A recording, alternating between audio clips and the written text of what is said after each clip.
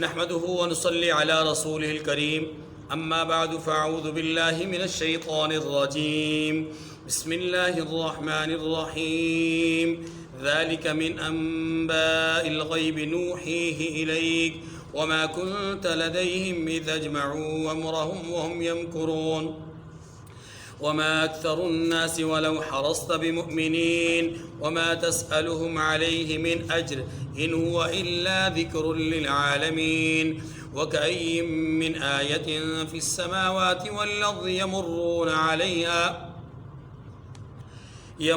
عليها وهم عنها معرضون وما يؤمن أكثرهم بالله إلا وهم مشركون صدق الله العظيم۔ سورہ یوسف کی آیت نمبر 102 سے آیت نمبر 106 تک 5 آیات کریمہ آپ کے سامنے تلاوت ہوئیں۔ ان آیات کریمہ میں اللہ تبارک و تعالی نے واقعہ یوسف کو مشار الیہ بنا کر کے رسول اللہ صلی اللہ علیہ وآلہ وسلم کی نبوت اور رسالت کے لیے اس واقعے کو دلیل بنایا ہے، اس واقعے کو دلیل بنایا ہے۔ ایک بات۔ دوسری بات جو آج کی نشست میں ہم نے سمجھنی ہے یا اس کی تذکیر کرنی ہے، وہ ہے سورہ یوسف میں بیان کردہ واقعہ جو کہ حضرت یوسف علیہ السلام آپ کے بھائیوں، آپ کے گھرانے سے متعلق ہے۔ اس واقعے سے حاصل ہونے والے جو چند ایک اسباق ہیں ان کو ہم جاننے کی کوشش کریں گے۔ پہلی بات، یہ جو واقعہ ہے یہ رسول اللہ صلی اللہ علیہ وسلم کی نبوت اور رسالت کے لیے دلیل ہے۔ کیسے؟ آپ صلی اللہ علیہ وسلم نے کسی سے کچھ نہیں پڑھا تھا۔ آپ صلی اللہ علیہ وسلم نے کبھی کسی مکتب یا کسی ادارے یا کسی فرد کے سامنے بیٹھ کر کے کچھ حاصل نہیں کیا تھا۔ آپ صلی اللہ علیہ وسلم نے قرآن مجید کے علاوہ تورات کو، زبور کو یا انجیل کو کبھی نہیں پڑھا۔ آپ صلی اللہ علیہ وسلم ان محافل میں نہیں بیٹھتے تھے جہاں قصہ گوئی ہوا کرتی تھی۔ عرب کے معاشرے میں قصے بیان کیے جاتے تھے اور اس کے لیے باقاعدہ محافل ہوتی تھی۔ اب تو خیر وہ معاملہ ہی برعکس ہو گیا ہے، کچھ ٹی وی، نیٹ اور یہ سوشل میڈیا اور یہ ساری چیزیں، اب ہم بہت دور چلے گئے۔ کبھی ہمارے ہی بزرگ جو یہاں موجود ہیں انہی سے پوچھ لیجئے، ان کے بچپن میں انہوں نے ایسے بہت سارے گھر دیکھے ہوں گے کہ جہاں پر باقاعدہ طور پہ خاندان اور برادری کے لوگ جمع ہوتے تھے اور وہ چھوٹے چھوٹے بچے یا جوان وہ وہاں جمع ہوتے اور کوئی ایک بزرگ وہاں بیٹھ کر کے ماضی کے کچھ واقعات سنایا کرتے تھے۔ ان میں سچ بھی ہوتا تھا، جھوٹ بھی ہوتا تھا، لیکن ایک ترتیب تھی۔ جیسا کہ آج کل وہ اس چیز کو، اس شے کو جس چیز نے جگہ بنائی ہے اس کے، وہ ہے فلم انڈسٹری، ڈرامہ، ہاں جی، اور اسی طریقے سے فیس بک اور ٹویٹر اور وغیرہ وغیرہ، انسٹاگرام وغیرہ، یہ ساری چیزیں جو ہیں یہ اس کی جگہ پا گئے ہیں جو کہ غلط جگہ ہے، لیکن بہرحال لوگوں نے حاصل کر لی ہے۔ اب ماں، بہن، بیٹی کچن میں کام کر رہی ہوتی ہے، ساتھ اس کے سوشل میڈیا بھی استعمال ہو رہا ہوتا ہے، ٹھیک ہے۔ ایسی ہماری بہت ساری مصروفیات۔ تو ماضی میں، ہمارے ہی کچھ عرصہ پیچھے اگر ہم چلے جائیں تو اس طرح کے واقعات کے سیشن ہوا کرتے تھے اور لوگ اس طرح کے معاملات کیا کرتے تھے۔ اس سے بھی بہت پیچھے چلے جائیں تو اس چیز کو ذرا اور بہتر انداز میں کیا جاتا تھا، سچائی زیادہ تھی۔ اور جتنا پیچھے چلتے جائیں، آپ علیہ السلام کی حیات طیبہ پہ بھی چلے جائیں تو وہاں پر عرب کے اندر بڑے قصہ گو لوگ موجود تھے۔ بہت سارے نام ایسے ہیں کہ جن کو باقاعدہ طور پہ قصہ گو کے طور پہ جانا جاتا ہے، پہچانا جاتا ہے۔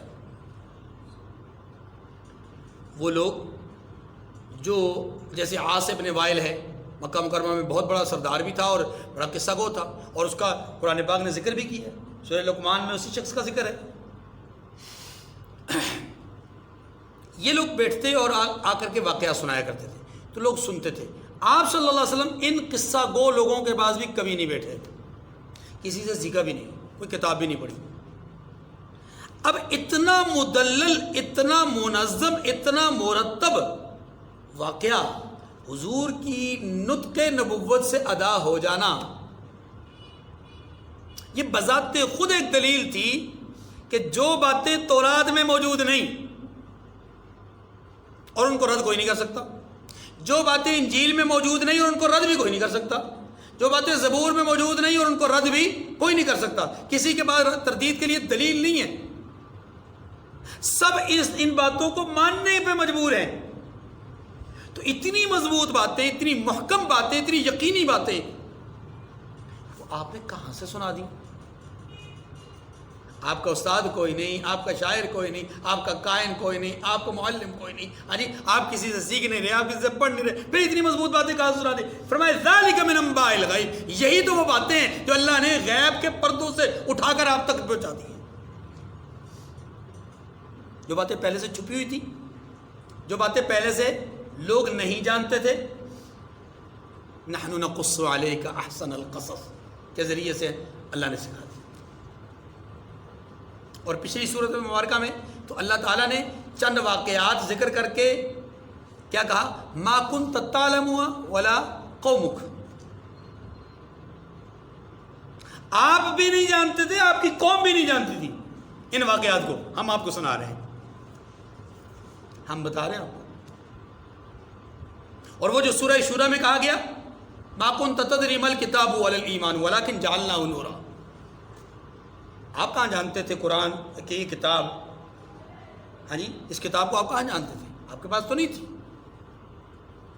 آپ کے پاس تو اس کا علم نہیں تھا، یہ تو اللہ نے عطا کیا ہے۔ تو اب سنیے، اس واقعے کو اللہ تعالیٰ نے رسول کائنات صلی اللہ علیہ وسلم کی نبوت اور رسالت کی دلیل بنایا ہے، اس لیے کہ اس واقعے کے ذریعے سے یہ بتلا دیا گیا ہے کہ اس کی مضبوطی اور اس کی جو یقینی ہے کیفیت ہے، یہ یقینی الفاظ ہیں، وہ کہیں اور موجود نہیں ہیں اور انہوں نے کسی سے پڑھا نہیں ہے۔ تو جب ان کے پاس یہ یقینی کلمات ہیں جن کو رد نہیں کیا جا سکتا، تو اس کا مطلب یہ ہے کہ ان کا ڈائریکٹ رابطہ اور تعلق اس ذات سے ہے جو ذات غیب کے پردوں کو اچھی طرح جانتی ہے۔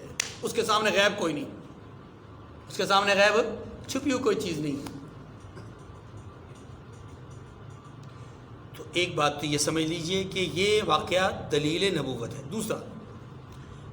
دوسری بات یہ ہے کہ یہ مسئلہ بھی سمجھ لیجئے کہ آپ صلی اللہ علیہ وسلم کے بارے میں، یا ہمارے یہاں بر صغیر میں عام طور پر ایک بہت بڑا جھگڑا لوگ کرتے ہیں، آپ علیہ السلام عالم الغیب ہیں یا نہیں ہیں۔ اس بات کو ذرا سمجھیے گا، غیب کس کو کہتے ہیں؟ غیب ہر وہ چیز جو انسان کے دائرہ اختیار سے باہر ہو، آسان لفظوں میں کہتے ہیں، جس تک انسان کی رسائی نہ ہو وہ کیا ہے؟ غیب ہے۔ رسائی کیسے؟ اس کی آنکھ سے، اس کے کان سے، اس کے دماغ سے، اس کی خواندگی سے، اس کے آلات سے، اس کے تجربات سے، اس کے مشاہدات سے، کسی طرح سے بھی جو چیز ادراک میں نہ آ سکتی ہو وہ غیب ہے۔ بس میں اتنی بات سمجھ گئی۔ اب اگر ان چیزوں میں سے کوئی چیز کسی کو معلوم ہو جاتی ہے تو ظاہر ہے وہ کسی نہ کسی ذریعے سے معلوم ہوگی، فرشتے کے ذریعے سے، خواب کے ذریعے سے، الہام کے ذریعے سے، کتاب کے ذریعے سے، یا آنکھ کے ذریعے سے، یا اسکینر کے ذریعے سے، یا ایکس رے کے ذریعے سے، ٹھیک ہے نا، کسی نہ کسی ذریعے سے معلوم ہوگی۔ یہ جو ذریعہ ہے نا، یہ جو آلہ ہے درمیان میں، یہ جو ذریعہ ہے، اس سے حاصل ہونے والی چیز غیب نہیں ہے۔ یہ غیب وہ ہے جو حاصل ہی نہ ہو سکتی ہو، بس۔ غیب وہ ہے جس تک انسان کی رسائی نہ ہوتی ہو، نہ ہو سکتی ہو، وہ غیب ہے۔ جو چیز معلوم ہو جائے اب وہ غیب رہتی نہیں ہے۔ اتنی بات سمجھ گئے؟ اللہ رب العزت کا علم اور مخلوق کا علم فرق سمجھے گا۔ اللہ کا علم یہ ہے کہ اللہ کے سامنے کوئی چیز غیب نہیں ہے، ہر چیز اللہ کے سامنے آیا ہے۔ 7 چٹانوں میں چھپا ہوا کیڑا، کیڑے کے منہ میں موجود پتی، اور اس پتی کی جو غذائیت ہے اور جو اس پتی کے اندر قوت ہے، جو اس پتی کے اندر جراثیم ہیں، جو اس پتی کے اندر زہر ہے، جو اس پتی کے اندر جو ہے وہ دوا ہے، شفا ہے، ہر صفت کو اللہ جانتے ہیں، اللہ کے سوا کوئی نہیں جانتا۔ سمندر کی تہ میں، رات کی تاریکی میں، سمندر کی تاریکی، رات کی تاریکی، جی، اور ان ساری تاریکیوں میں اندر موجود مچھلی کی پیٹ میں موجود یونس علیہ السلام، اور یونس علیہ السلام کی دل میں جو آرزو ہے، فنادا فی الظلمات لا الہ الا انت سبحانک انی کنت من الظالمین، یہ جو آرزو ہے، یہ جو تمنا ہے، یہ جو اظہار کلمات ہے، یہ اظہار جو غم ہے، یہ جو معافی کی درخواست ہے، یہ اللہ کے سامنے جو گر گڑانے کی کیفیت ہے، وہ اللہ جانتے ہیں، اللہ کے سوا کوئی نہیں جانتا۔ وہ مچھلی بھی نہیں جانتی جس کے پیٹ میں موجود ہے۔ اتنی بات سمجھ گئی؟ اب سمجھیے، جو غیب کی اصطلاح ہے نا، غیب کہتے ہیں وہ شے جس پر انسان کا اختیار نہ ہو، یعنی جہاں انسان نہ پہنچ سکتا ہو وہ غیب ہے، کسی بھی ذریعے سے نہ پہنچ سکتا ہو وہ کیا ہے؟ پہنچنا چاہتا ہو لیکن پہنچ نہ سکتا ہو وہ کیا ہے؟ اتنی بات۔ اب ایک ہے غیب اور ایک ہے اس کا علم، تو یاد رکھیے ہماری نظروں میں جو چیزیں غیب ہیں، اللہ کی نظر میں وہ غیب نہیں ہے۔ لہذا اللہ کے لیے کوئی چیز غیب نہیں، لہذا ہمارے نزدیک جو چیزیں غیب ہیں ان سب کا عالم کون ہے؟ اللہ۔ ان سب کا عالم کون ہے؟ جتنی چیزیں ہماری نزدیک غیب ہیں وہ سب کو جاننے والا کون ہے؟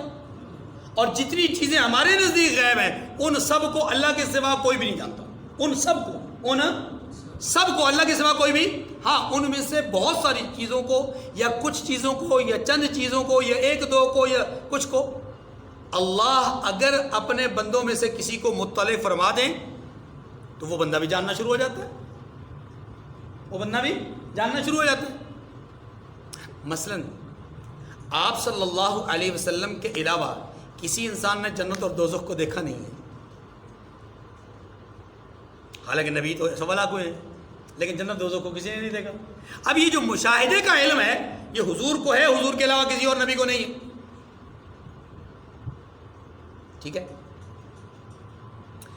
لیکن حضور صلی اللہ علیہ وسلم یا آپ کے علاوہ دیگر انبیاء، ان تک بھی اللہ کی طرف سے جو اطلاع آتی ہے اس کے بعد ان کے لیے آگاہی کا دروازہ کھلتا ہے۔ اگر اللہ کی طرف سے اطلاع نہیں آتی تو وہ راستہ ابھی بند ہی ہوتا ہے، وہ راستہ ابھی، یہ ان کی تنقیص نہیں ہے۔ بہت سارے لوگ سمجھتے ہیں کہ جی اس طرح سے انبیاء کی تنقیص نہیں ہے بھائی، یہ بھی ان کی شان ہے کہ اللہ وہ راستہ صرف انہیں دکھاتے ہیں، باقیوں کو نہیں دکھاتے، اور اگر باقیوں کو دکھاتے ہیں تو ان کی وساطت سے دکھاتے ہیں۔ مثلا ہم نے جنت کے بارے میں جانا، ہم نے جہنم کے بارے میں جانا، دیکھا نہیں لیکن جانا، اس کی اداؤں کو جانا، اس کی حسین صورتوں کو جانا، اور جہنم کی ہولناکیوں کو جانا۔ کیسے جانا؟ رسول کائنات صلی اللہ علیہ وسلم کے بتائے ہوئے کلمات کے ذریعے سے جانا۔ تو اللہ نے اپنے حبیب کو مطلع فرمایا اور حبیب صلی اللہ علیہ وسلم نے ہمیں مطلع فرمایا، تو اللہ نے اس غیب کے پردے کو حضور کے سامنے کھول دیا۔ اب یہ ہے اطلاع علی الغیب، اسے کہتے ہیں غیب پر مطلع کرنا۔ اللہ نے اپنے نبی کو مطلع کیا اور نبی نے ہم کو مطلع کیا، نبی نے ہم کو، بات سمجھ آ رہی کہ نہیں آ رہی؟ اب ہم میں سے بھی جس نے رسول اللہ صلی اللہ علیہ وسلم کی حدیث کو پڑھا، سنا یا جانا، اسے جنت کے بارے میں پتہ چلے گا، اسے جہنم کے بارے میں پتہ چلے گا، اسے فرشتوں کے بارے میں پتہ چلے گا، قبر حشر کے بارے میں پتہ۔ لیکن جو اس کے قریب ہی نہ آیا، عورت مارچی کرتا رہا اور مولوی کے نام پہ اپنی قمیضیں لٹکاتی رہی، تو وہ کب جانیں گے کہ جنت کیا ہے جہنم کیا ہے؟ ان سے تو وہ غیب میں ہی ہے نا، ان سے تو وہ بالکل مخفی ہے، ان سے تو پوشیدہ ہے۔ ہمارے سامنے علمی طور پہ اب پوشیدہ نہیں ہے، اور ہم میں سے جس کا علم جتنا زیادہ ہے اس کے سامنے اتنا ہی وہ غیب آشکار ہوتا جا رہا ہے۔ تو یہ غیب کا آشکار ہونا یہ اطلاع علی الغیب ہے، علم غیب نہیں۔ علم غیب ہمارا جو علم ہے یہ علم نہیں ہے، بلکہ اطلاع ہے کہ ہمیں اطلاع دی گئی ہے، ہمیں بتایا گیا ہے، ہمیں خبر دی گئی ہے۔ اور جو اللہ کا ہے وہ ہے علم، وہ اطلاع نہیں ہے۔ اللہ کو کوئی نہیں بتاتا، اللہ بتاتے ہیں۔ اللہ خبر دیتے ہیں، اللہ کو خبر نہیں دی جاتی، اللہ تو سب کچھ جانتے ہیں۔ اس لیے انبیاء علیہ السلام کا جو علم ہوتا ہے وہ علم غیب نہیں کہلاتا، اطلاع علی الغیب کہلاتا ہے، ٹھیک ہے؟ اور اطلاع علی الغیب کا کوئی بھی دنیا میں انکاری نہیں ہے، جو انکاری ہوگا وہ کافر ہوگا۔ اب رہا مسئلہ کہ انبیاء علیہ السلام میں سے کسی نبی کو عالم الغیب کہنا درست ہے کہ نہیں، تو یاد رکھیے اس نظریے اور سوچ کے تحت کہ انبیاء کا علم ذاتی ہے، بغیر اطلاع کے اللہ کے نبیوں کو معلوم ہے۔ اگر یہ نظریہ ہے تو پھر یہ نظریہ غلط ہے، یہ عقیدہ غلط ہے۔ اور اگر یہ عقیدہ ہو کہ اللہ نے بتایا فلاں فلاں فلاں فلاں چیز کے بارے میں، اتنا بتایا، اس سے زیادہ بتایا، بہت زیادہ بتایا، ہم نہیں جانتے کتنا زیادہ بتایا، بالکل ٹھیک ہے، بالکل ٹھیک ہے۔ ہم یہ سمجھتے ہیں کہ اس کائنات میں اللہ نے اپنا علم، یعنی جو علمی صفات ہیں جو اللہ نے مخلوق کو دینی تھی، وہ جو علمی صفات اللہ نے مخلوق کو دینی تھی، مخلوق میں سب سے زیادہ وہ علمی صفات اللہ نے انبیاء کو عطا فرمائی، اور انبیاء میں سے بھی سب سے زیادہ علمی صفات سے نوازا جناب محمد رسول اللہ صلی اللہ علیہ وسلم کو۔ بات ختم ہو گئی۔ علم غیب اللہ کے سوا کوئی نہیں جانتا، اطلاع علی الغیب انبیاء کو بھی حاصل ہے، انبیاء کی وساطت سے امتیوں کو بھی حاصل ہوتا ہے، پھر استاد سے شاگرد اور شاگرد سے آگے شاگرد اور آگے شاگرد اور آگے شاگرد، یہ صدقہ جاریہ چلتا رہتا ہے۔ بات ختم ہو گئی۔ اب دوسری بات، سورہ یوسف میں موجود واقعہ حضرت سیدنا یوسف علیہ السلام، یہ ہمیں کیا کیا سبق دیتا ہے؟ بہت سارے اسباق ہیں، اس کے جس پہلو پر بھی غور کیا جائے آپ کو ایک نیا سبق ملتا ہے، جس آیت پر غور کریں آپ کو ایک نئی بات ملتی ہے، جس نہج پر بھی آپ اس کو سوچیں ایک نئی جہت ملتی ہے آپ کو۔ لیکن کچھ اسباق ایسے ہیں کہ جو میں ابتدا سے لے کر کے یہاں تک جانے کی کوشش کروں گا چند کلمات میں۔ سب سے پہلے ہم یہ سمجھیں کہ اللہ تعالیٰ نے اس سورہ مبارکہ کے آغاز میں اپنی اس کتاب کی عظمت کو بیان کیا ہے۔ نمبر 2، اس کے قصوں کو دنیا جہان کے تمام علوم اور معارف کا خزینہ اور گنجینہ قرار دیتے ہوئے فرمایا اس کے اندر بیان کردہ قصے سب سے اچھے، سب سے عمدہ، سب سے اعلیٰ ہیں۔ تیسری بات، خواب نبوت کی صفات کے میں سے 46ویں صفت ہے یا 46واں حصہ ہے، اور خواب ضروری نہیں ہوتا کہ ہر دفعہ خواب جو ہے وہ انسان کے بکھرے خیالات کا ہی شاہسانہ ہوں یا شیطانی وسواسی ہوں، بلکہ بعض اوقات خواب بہت اچھے بھی ہوتے ہیں، قابل تعبیر بھی ہوتے ہیں، بامقصد اور بامعنی بھی ہوتے ہیں۔ اس کے بعد یہ بات بھی سمجھ لیجئے کہ حسد اور جلن کی کوئی عمر نہیں ہوتی کہ اس اسٹیج پر جا کر کے آدمی حسد کرتا ہے، اس عمر میں جا کر کے حسد کرتا نہیں۔ حسد کے لیے حسد کرنے والے کی نہ عمر درکار ہوتی ہے، نہ جس سے حسد کیا جاتا ہے اس کی عمر کوئی متعین ہوتی ہے۔ دیکھیے آپ برادران یوسف کو کن کن عمروں کے مالک تھے، بہت سارے ایسے تھے جو بالغ تھے، کچھ شاید بلوغت کے قریب تھے، ایک آدھ جو ہے وہ بلوغت کے سے پیچھے بھی تھے، لیکن جس سے حسد کیا جا رہا ہے وہ معصوم بچہ 7 سال یا 11 سال کی اس کی عمر، اور اس عمر کے بچے سے حسد کیا جا رہا ہے۔ اس سے یہ بھی پتہ چلا کہ حسد کے لیے ضروری نہیں ہے کہ معاشرے میں لوگ، برادری کے لوگ ہی ایک دوسرے سے حسد کریں یا محلے دار ہی حسد کریں، بلکہ حسد کے لیے کوئی ایسی لمٹ ضروری نہیں ہے، بلکہ یہاں پر حسد ہم دیکھ رہے ہیں کہ سگے بھائی، ایک باپ شریک بھائی، وہ آپس میں یا ان کا حسد ہے، لیکن بعض اوقات یہ بھی ذہن میں رکھیے گا حسد کے لیے یہ بھی ضروری نہیں ہے کہ وہ جانبین سے ہو، یک طرفہ بھی حسد ہو سکتا ہے، اور اکثر یہی ہوتا ہے کہ یک طرفہ حسد ہوتا ہے۔ پھر آپ یہ بھی دیکھیے کہ ماں باپ کے اوپر لازم نہیں ہے کہ وہ محبت میں سبھی اولاد کو ایک جیسا سمجھے، نہیں، ہاں ان کے ساتھ حسن سلوک میں سب کے ساتھ ایک جیسا برتاؤ کریں گے، لیکن محبت ایک طبعی اور فطری امر ہے، یہ قلبی کیفیت کا نام ہے، اور قلبی کیفیت پر آپ کوئی پابندی نہیں لگا سکتے۔ یہی بات ہے کہ حضرت یعقوب علیہ السلام کے 12 بیٹے ہیں، 12 میں سے سب سے زیادہ قلبی کیفیت حضرت یوسف سے جڑی ہوئی ہے، تو یہ جڑا ہوا ہونا فطرت انسانی کے خلاف نہیں ہے، فطرت انسانی کے عین مطابق ہے، اور یہ اللہ کے یہاں ممنوع نہیں ہے، دین میں ممنوع نہیں ہے، اس کے اوپر کوئی قدغن نہیں، اس کے اوپر کوئی پابندی نہیں۔ اس کی مثال رسول اللہ صلی اللہ علیہ وسلم نے خود اپنی حیات طیبہ میں بیان فرمائی ہے۔ اپنی تمام ازواج مطہرات میں سے سیدہ صدیقہ کائنات حضرت سے عائشہ رضی اللہ تعالیٰ عنہ کے حوالے سے کہ عائشہ کو تمام عورتوں پر ایسے فضیلت حاصل ہے جیسا کہ سرید کھانے کو دوسرے تمام کھانوں پر. بہرحال یہ فضائل ہوتے ہیں اور یہ جو ایک کیفیت ہوتی ہے یہ آپ علیہ السلام نے بیان کی. اب جو آپ صلی اللہ علیہ وسلم کی اپنی بیٹیوں میں سے سب سے زیادہ محبت سیدہ فاطمہ الزہرا رضی اللہ تعالی عنہا سے تھی، اس طرح کی محبت دوسری بیٹیوں سے اس طرح آپ نے اظہار نہیں فرمایا. اگرچہ وہ محبت میں کمی کا اعلان کہیں بھی نہیں کیا، کہیں پر بھی آپ نے ان سے نفرت کا اظہار نہیں کیا، کہیں پر بھی ان کے بغض کا اظہار نہیں کیا،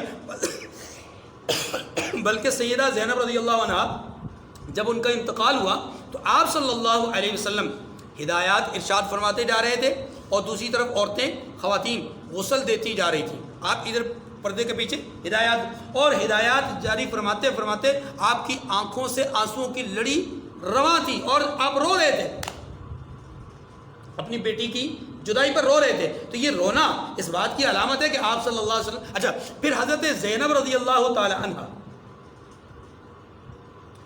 کہ دھکا دے کر کے ان کو زخمی کرنے والا وہ جو مکہ مکرمہ کا مشرک تھا جس کو رسول اللہ صلی اللہ علیہ وسلم نے فتح مکہ کے موقع پر فرمایا تھا کہ یہ جہاں ملے قتل کر دو، حتیٰ کہ غلاف کعبہ کے ساتھ بھی چمٹا ہو تو قتل کر دو. اس کے پیچھے اور کوئی وجہ نہیں تھی، صرف یہی تھی کہ اس نے نبی کی بیٹی کو ستایا تھا.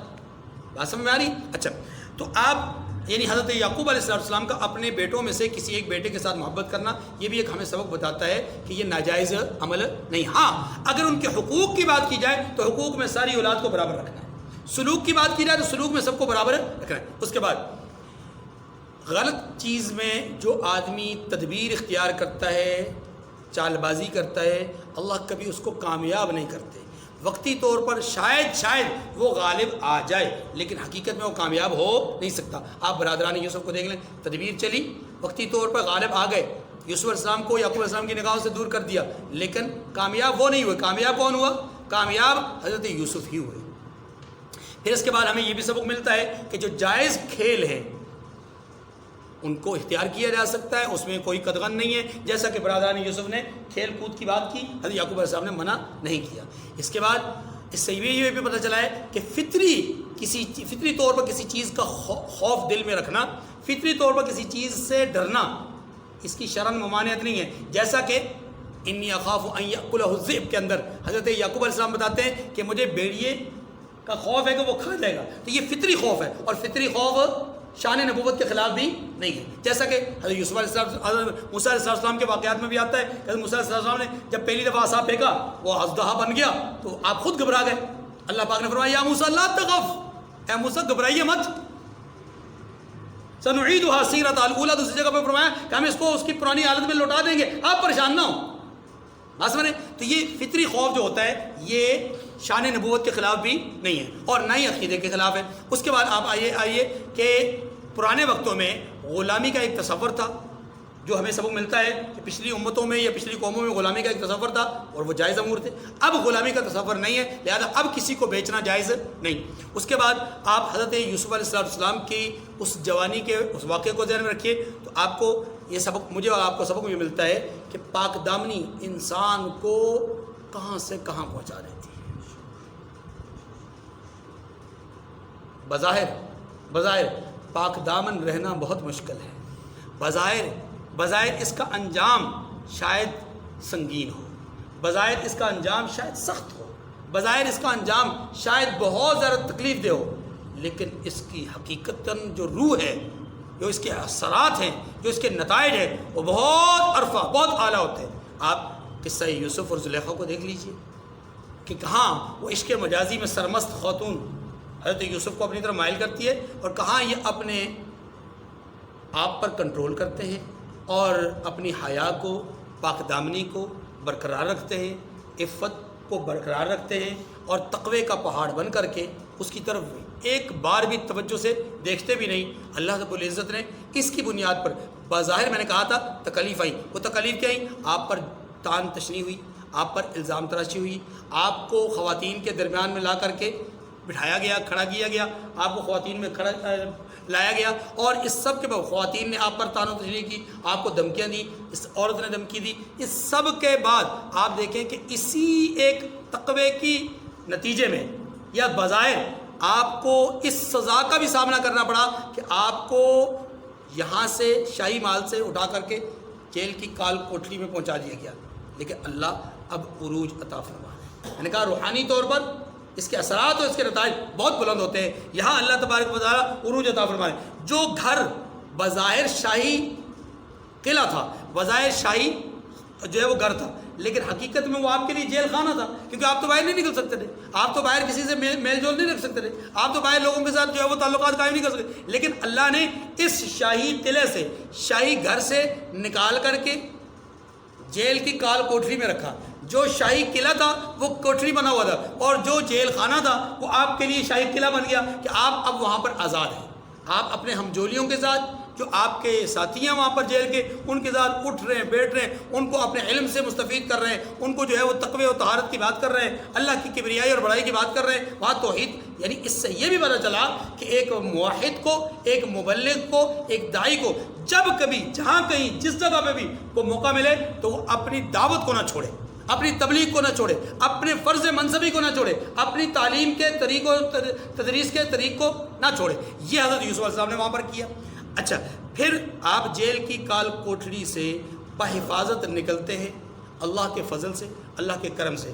تو آپ نکلنے سے پہلے ایک اپنا علمی طور پہ اثر و رسوخ مرتب کرتے ہیں، لیکن آپ اس علمی اثر و رسوخ سے پہلے اپنی جو اپنے اوپر لگا ہوا جو داغ ہے اس داغ کو صاف کروانے کے لیے ایک کوشش کرتے ہیں۔ اس سے یہ بھی پتہ چلا، ہمیں سبق ملا کہ ہم میں سے کسی کے ساتھ اگر اس طرح کا کبھی کوئی معاملہ ہو تو ہمیں چاہیے کہ پہلے ہم اپنی صفائی تو کروا دیں، پہلے اپنا تزکیہ تو کروا دیں۔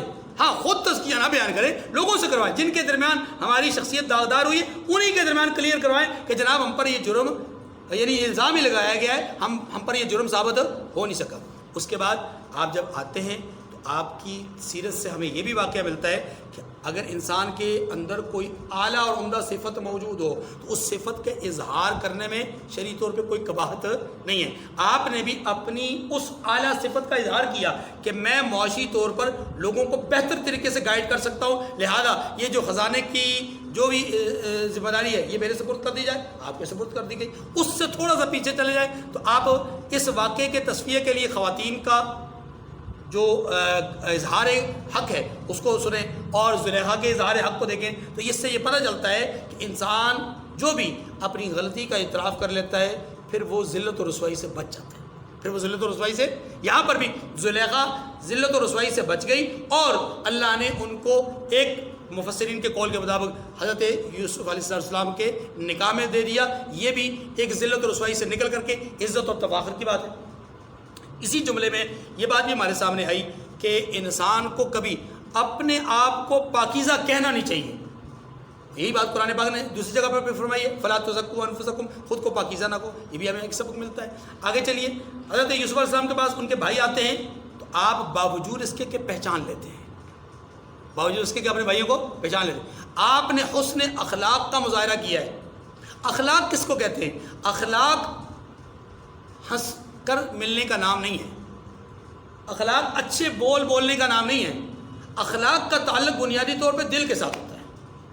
اگر دل میں رنجش ہے، زبان پر مٹھاس ہے، دل میں رنجش ہے، پیشانی پہ خندگی ہے، دل میں رنجش ہے اور رخسار بڑے کھلے ہوئے ہیں، دل میں رنجش ہے لیکن کلمات بہت اچھے ادا کر رہے ہیں، تو یہ اخلاق نہیں ہے، یہ منافقت ہے۔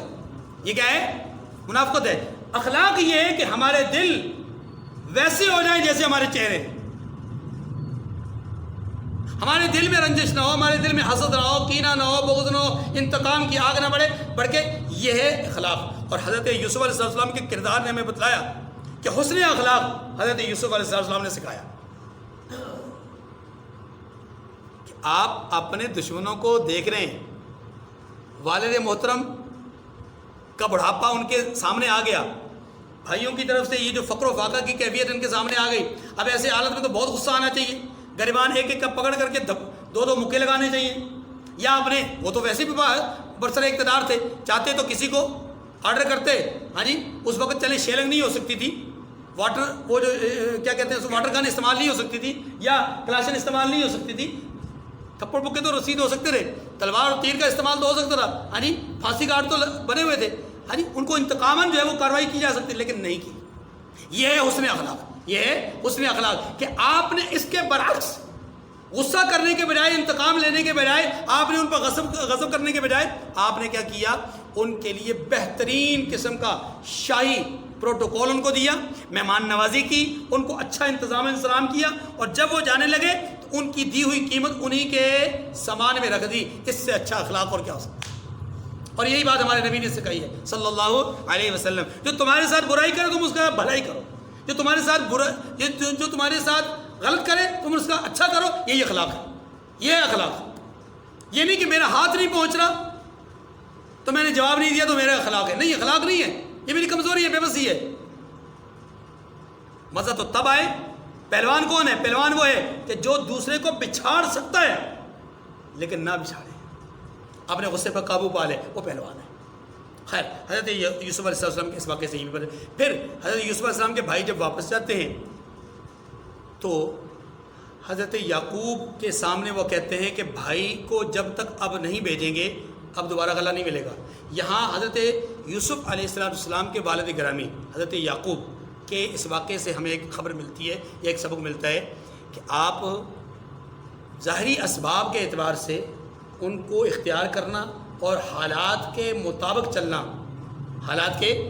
چلنا اس کو اختیار کر سکتے ہیں. اور یعقوب علیہ السلام نے ویسا ہی کیا کہ بنیامین کو ساتھ بھیجنے کا عہد کر دیا, ان کے ساتھ وعدہ کر دیا کہ میں آپ کے ساتھ بھیجوں گا, لیکن اس کا ایک سبب اختیار کرنے کے لیے کہا کہ آپ نے سبب یہ اختیار کرنا ہے کہ سب لوگوں نے ایک ہی دروازے سے داخل نہیں ہونا. ساتھ ہی بتا دیا کہ توکل اور بھروسہ کس کی ذات پر ہونا چاہیے. یہ بھی سبق ہمیں ملا کہ اسباب بھی اختیار کریں اور بھروسہ بھی اللہ کی ذات پر نہ چھوڑیں. پھر حضرت یوسف علیہ السلام نے اپنے بھائی کو کیسے روکا, یہ بھی ہمیں ایک سبق دیتا ہے, اور وہ سبق یہ دیتا ہے کہ اپنے ہی بنائے ہوئے قوانین کو توڑنا نہیں چاہیے, یا کسی بھی ملک اور کسی بھی مملکت کے بنائے ہوئے جو قوانین ہیں ان کو توڑنا نہیں چاہیے.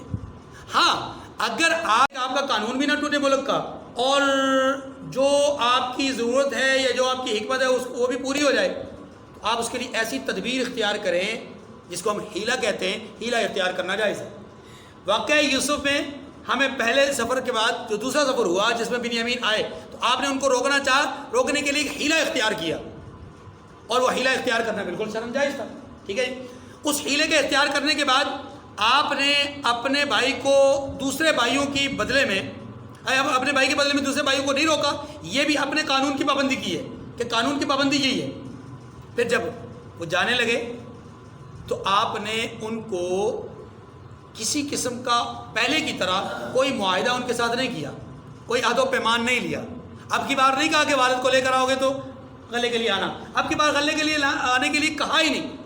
یہ بھی اس بات کی طرف اشارہ ہے کہ آپ جن کے ساتھ حسن سلوک کر لیتے ہیں آپ کو پوری امید ہونی چاہیے کہ وہ آپ کا برا کبھی بھی اب نہیں کریں گے, وہ آپ کے مجبور ہو جائیں گے, انہوں نے آپ کے ساتھ آنا ہی آنا. بہرحال آخر میں جو چند اسباق ہیں وہ یہ کہ جب بھائی واپس چلے جاتے ہیں, یعقوب علیہ السلام نے دوسری دفعہ جو بڑا غم اور بڑے صدمے کو سنا تو آپ نے جو کلمات کہے وہ کلمات ہم سب کو یاد رکھنے چاہیے. اور وہ کیا ہے کہ غم اور مصیبت اور آفت آئے اس وقت صبر کرنا چاہیے. صبر بہت بڑا ہتھیار ہے, اور یہی بات یعقوب علیہ السلام نے دوسری دفعہ کہی فصبر جمیل.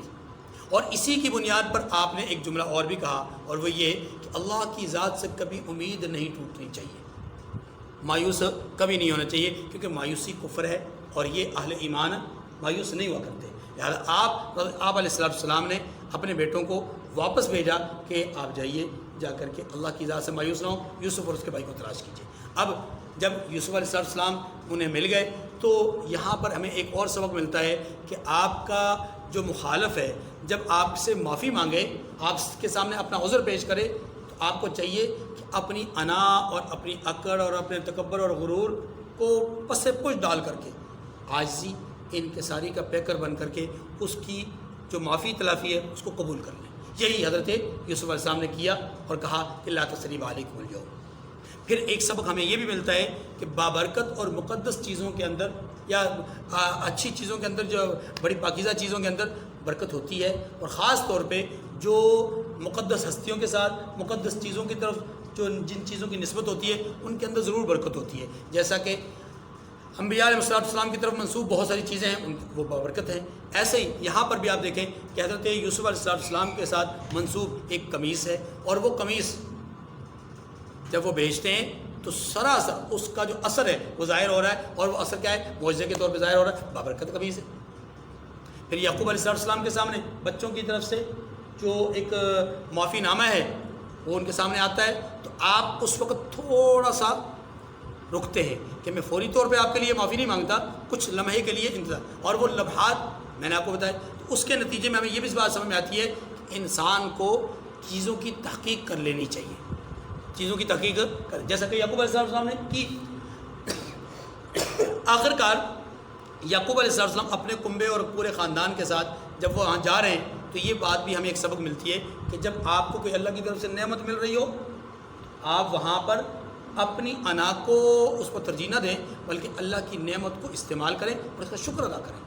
اور یہی کام حضرت یوسف نے بھی کیا، اور حضرت یوسف کے خاندان نے بھی مصر میں جا کر کے کیا، اور وہ کیا تھا؟ فخروا لہ سجدا، سارے کے سارے لوگ جو ہے ان کے لیے سجدہ ریز ہو گئے، اور سارے کے سارے لوگوں نے ان کے سامنے جو ہے وہ تعظیمی طور پہ سجدہ کیا۔ یہ تعظیمی سجدہ علماء نے لکھا ہے کہ بظاہر تو یوسف علیہ السلام کے سامنے تھا، لیکن حقیقت میں سجدہ کس کو تھا؟ اللہ کو تھا۔ اسی وجہ سے یوسف علیہ السلام کے جو آخری کلمات ہیں اس پورے واقعے کے، وہ کیا ہیں؟ ربی انی قد آتیتنی من الملک وعلمتنی من تأویل الاحادیث، اے اللہ آپ نے ہی مجھے بادشاہت عطا کی ہے، آپ نے ہی مجھے باتوں اور خوابوں کی تعبیر کا علم سکھایا ہے، اے اللہ آپ ہی اس دنیا اور آخرت میں جو ہے وہ میرے کارساز اور میرے ولی ہیں، اے اللہ مجھے جب تک زندہ رکھ ایمان پر زندہ رکھ، ہاں، اور جب مجھے قیامت کے دن اٹھا تو صالحین میں اٹھا۔ گویا اس پورے واقعے کا لب لباب اور خلاصہ یہ ہے جو ہمیں تعلیم دی گئی ہے کہ اللہ کی ذات کے ساتھ تعلق کبھی بھی چھوٹنا نہیں چاہیے، غم میں ہو یا خوشی میں ہو، مصیبت میں ہو یا راحت میں ہو، بچپن میں ہو یا جوانی میں ہو، ہاں جی، تختہ دار پہ پہنچ رہے ہوں یا تخت پر بیٹھے ہوں، ہر صورت میں کس کے ساتھ تعلق جوڑنا ہے؟ اللہ۔ جو شخص اللہ کے ساتھ تعلق جوڑتا ہے وہ کبھی ناکام۔ دیکھیے ذالک من انباء الغیب نوحیہ الیک وما کنت لدیہم اذ اجمعوا امرہم وہم یمکرون، فرمایا اے محبوب یہ اخبار غیب میں سے، اطلاع غیب میں سے جو ہم آپ کی طرف بھیجتے ہیں۔ اور جب برادران یوسف نے اپنی بات پر اتفاق کیا تھا اور وہ فریب کر رہے تھے تو آپ ان کے پاس تو نہ تھے، بات بالکل کلیئر ہوگی، آپ وہاں موجود نہیں تھے جو آپ اپنی آنکھوں سے دیکھتے۔ علم کے دو ہی ذرائع ہے نا، یا آنکھوں سے دیکھنا یا کسی ذریعے سے حاصل کرنا، تو آنکھوں سے تو آپ نے دیکھا نہیں، اب ذریعہ ہی ہے، اور وہ ذریعہ کیا ہے؟ وہی کے ذریعے سے ہم آپ کو بتا رہے ہیں۔ اللہ اکبر۔ آگے فرمایا وما اکثر الناس ولو حرصت بمؤمنین، اور بہت سے آدمی گو آپ خواہش بھی کرو ایمان لانے والے نہیں ہیں۔ کیا مطلب؟ آپ لوگوں کے لیے ان کے ایمان لانے کی حرص اپنے دل میں رکھیں، سارے لوگ ایمان لے آئیں، سارے لوگ مومن بن جائیں، آپ کے دل میں حرص ہے، آپ کے دل میں یہ لالچ ہے، لیکن اکثر لوگ ایمان لانے والے نہیں ہیں۔ آپ کے حرص اپنی جگہ پر، آپ کا لالچ اپنی جگہ پر، لیکن یہ لوگ ایمان لانے والے۔ اللہ وما تسألهم علیہ من اجر، یہ بڑا جملہ ہے، فرمایا یہ ایمان لانے والے نہیں ہیں، آپ ان کے لیے حرص کر رہے ہیں، تو کسی کے ذہن میں، کسی پڑھنے والے کے ذہن میں کہیں یہ نہ آ جائے کہ محمد صلی اللہ علیہ وسلم کی حرص تو اس لیے تھی کہ شاید ان کے ایمان لانے سے حضور کو کچھ مل جاتا، ان کے ایمان لانے سے حضور کو کوئی تمغے مل جاتے، ان کے ایمان لانے سے حضور کو کوئی عہدہ اور منصب مل جاتا، ان کے ایمان لانے سے اگر وہ سارے لوگ ایمان لے آتے تو حضور کا مرتبہ اور بڑھ جاتا، یا وہ اگر ایمان لے آتے تو حضور کا درجہ اور بلند ہو جاتا، وہ ایمان لے آتے تو حضور علیہ السلام کو مقام محمود سے کوئی اوپر بھی مقام مل نہیں۔ بھائی بات سمجھے، ایک ذہن میں ضابطہ رکھیے، اللہ رب العزت اپنی کبریائی میں ہماری عبادت کے محتاج نہیں۔ رب محمد کی قسم ساری کائنات، انسان نہیں، ساری کائنات، ساری مخلوقات اللہ کی نافرمانی پہ اتر آئیں، اللہ کی کبریائی میں ذرہ برابر، ذرے کا کروڑواں حصہ بھی کوئی فرق نہیں آئے، اور ساری کائنات دن رات اللہ کی عبادت کرتی رہے، نافرمانی تو کرنا بہت دور کی بات، نافرمانی کا تصور بھی نہ آئے ساری کائنات کے دل میں، ساری مخلوقات کے دل میں، تب بھی اللہ کی کبریائی میں کوئی اضافہ، وہ جیسے ہیں ویسے ہی۔ ہاں فرق پڑے گا اس کی جس نے عبادت کرنی ہے یا انکار کرنا ہے۔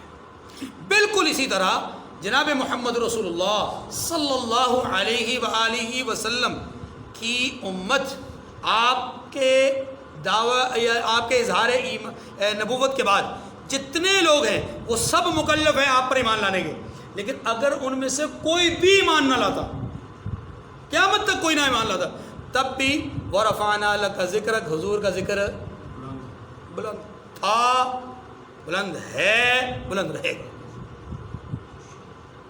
عَسَىٰ أَن يَبْعَثَكَ رَبُّكَ مَقَامًا مَحْمُودًا، اللہ قریب آپ کو مقام محمود پر پہنچائیں گے، چاہے دنیا ایمان نہ لاتی تب بھی آپ مقام، اور اگر سب ایمان لائیں تو تب بھی آپ کی شان میں کوئی فرق، گویا آپ کو جو مقام مل رہا ہے وہ امت کی وجہ سے نہیں، ہاں امت کو جو کچھ مل رہا ہے وہ محمد مصطفیٰ سے، اس لیے فرمایا وَمَا تَسْأَلُهُمْ عَلَيْهِ مِنْ أَجْرٍ۔ محبوب آپ کی حرص کے باوجود یہ ایمان لانے والے نہیں ہیں، لیکن کسی کے ذہن میں یہ شبہ نہ آئے کہ شاید آپ حرص اس لیے کر رہے ہیں کہ آپ کو کچھ چاہیے، فرمایا نہیں، وَمَا تَسْأَلُهُمْ عَلَيْهِ مِنْ أَجْرٍ، آپ تو ان سے اجر کا مطالبہ ہی کوئی نہیں کر رہے ہیں، آپ کو تو ان سے کچھ نہیں چاہیے۔ إِنْ هُوَ إِلَّا ذِكْرٌ لِّلْعَالَمِينَ، یہ جو قرآن ہے، یہ جو واقعات ہیں، یہ جو قصص ہے، یہ جو امثال ہیں، فرمایا یہ کچھ بھی نہیں ہیں سوائے کس کے؟ نصیحت کے، وہ عالمین کے لیے نصیحت ہے، صرف مومنین کے لیے، عالمین کے لیے۔ وَكَأَيٍّ مِّنْ آیَةٍ فِي السَّمَاوَاتِ وَالْأَرْضِ يَمُرُّونَ عَلَيْهَا وَهُمْ عَنْهَا مُعْرِضُونَ، اور آسمان اور زمین میں بہت سی نشانیاں ہیں جن پر یہ گزرتے ہیں اور ان سے اعراض کرتے ہیں۔ اشارہ ہے مشرکین مکہ کی طرف یا منکرین کی طرف کہ دیکھیں بہت ساری نشانیاں یہ دیکھ رہے ہیں، اس کے باوجود انکار کر دیتے ہیں۔ کیا یہ آسمان کو زمین کو اپنے وفی انفسکم افلا تبصرون، تم اپنے آپ میں نہیں دیکھتے؟